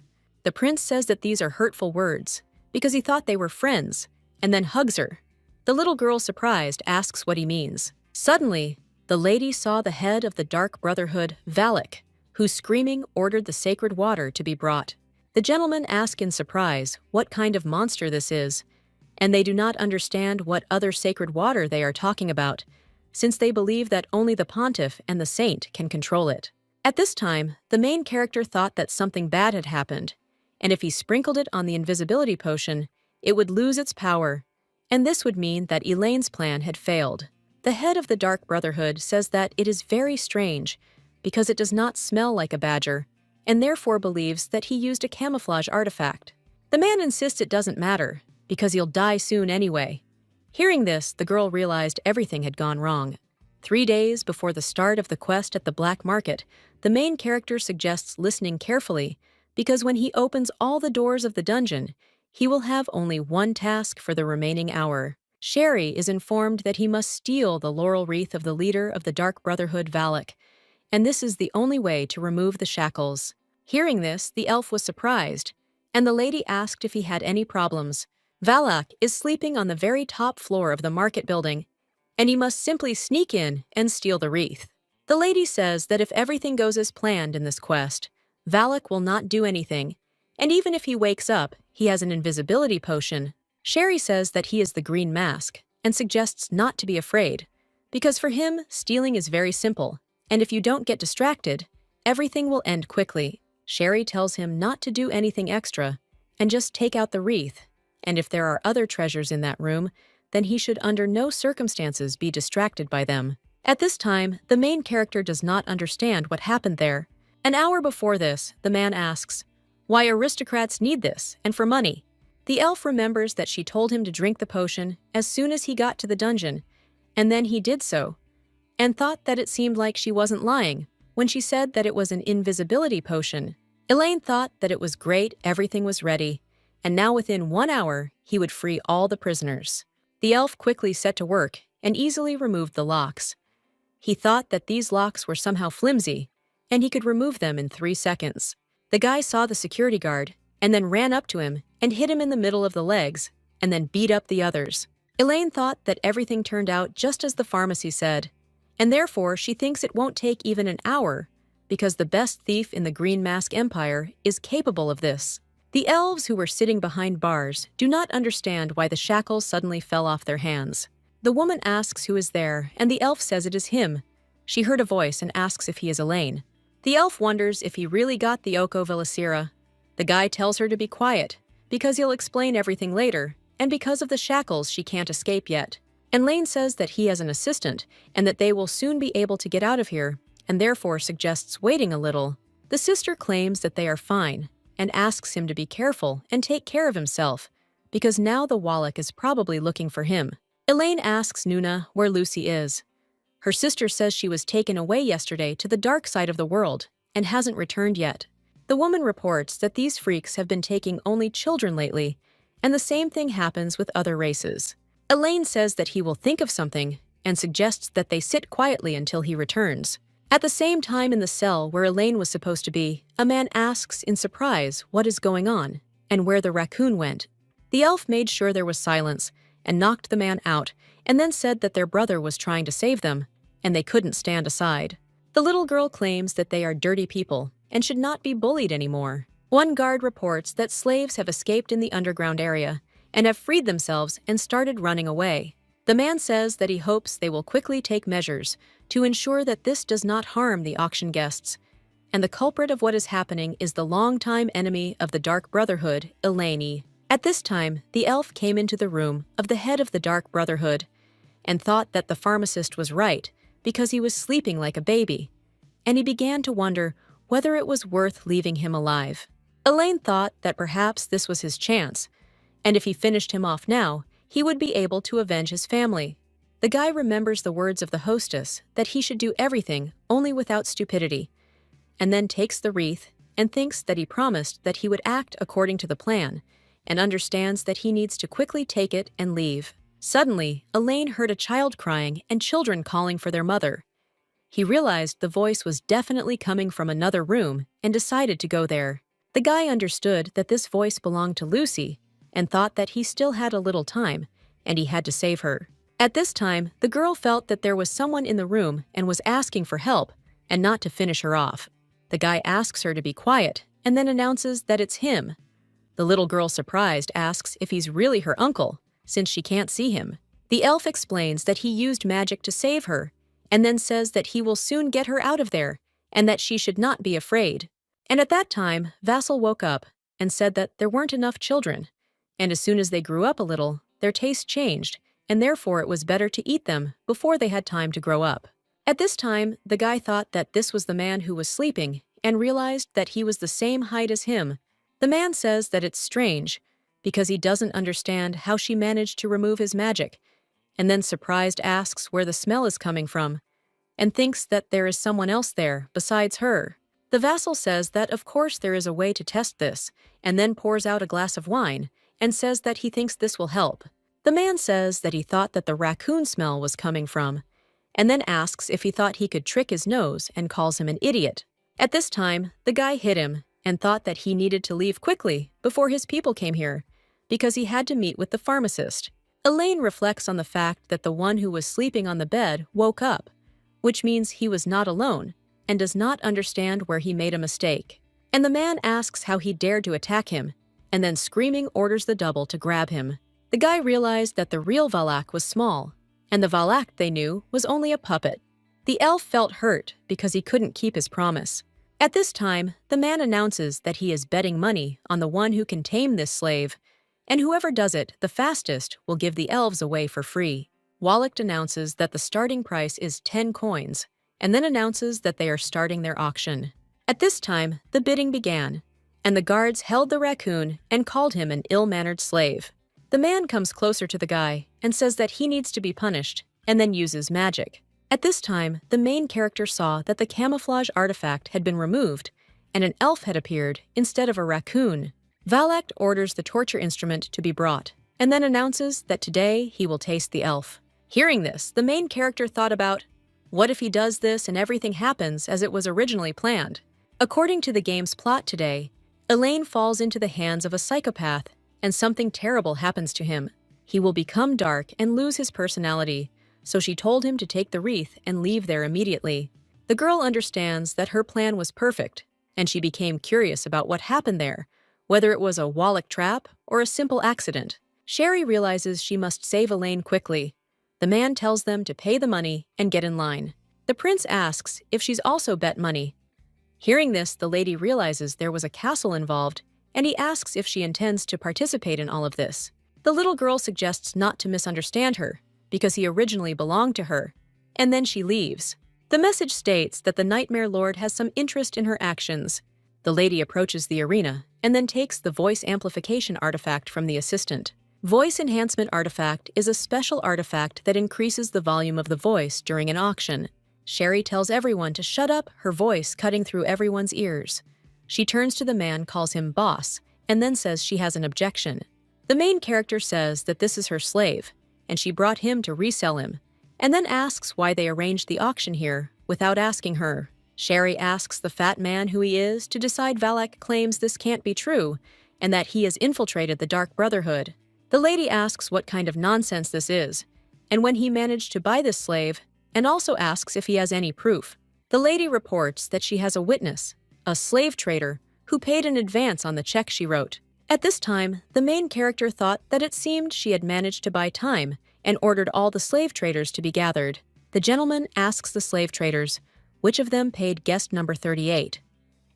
A few minutes later, the man with the mustache raised his hand and said it was him. Valak asks how he dared break the rules and whether he wanted to die. The slave trader explains that it was she who first asked the guest if he knew who she was. The man explains that she spoke as if she knew him, and he could not do anything, much less this guest. But suddenly, the main character interrupts him and screams, saying that she said that she is the beloved of the Lord of Nightmares.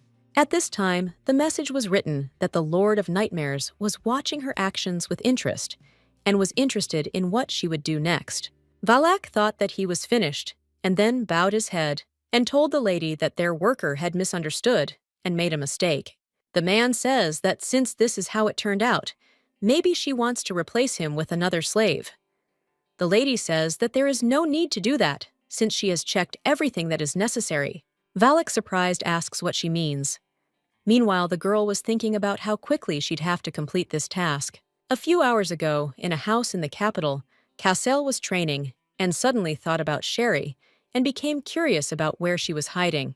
The prince understands that after that day, he can't find her, and that impudent and nasty pharmacist who dared to anger him and then disappeared and even remained alive. The gentleman reflects on the fact that from the very beginning, she did not give him any peace, and it was clear that he frightened her like others, but for some reason, she pretended that this was not the case. Cassel thought that it would soon end, but she exceeded all his expectations, and at some point became something like a crack for him. Little by little, she tore him apart, and eventually changed his life. And this change should not have been in him, in the cursed prince, a disaster for humanity. The prince wondered why he wasn't disgusted by these changes. Adam approached His Highness and informed him that everything was ready for the offensive. The gentleman asks how the search is going, and he asks if he means that pharmacist. Adam reports that they've checked all the surrounding areas of the duchy, but there's no news yet. Cassel says he'll handle it himself. The count asks if he's planning on holding another training session. The gentleman says that's enough for today. The prince says that to catch a rabbit, you need to set a trap, and to set a trap, you need bait. And then he says that they will go to the auction. At this time, Cassel thought that this girl, without any fear, introduced herself as his belovedee, and judging by her impudent behavior and manner of speech, this is definitely the one he is looking for, and therefore he became interested in what his beloved is capable of.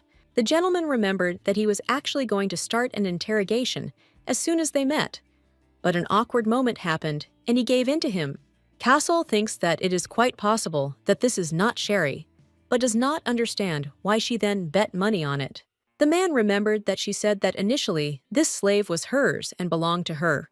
He doesn't know why this one phrase made him so angry, and he became curious whether this slave was really so dear to her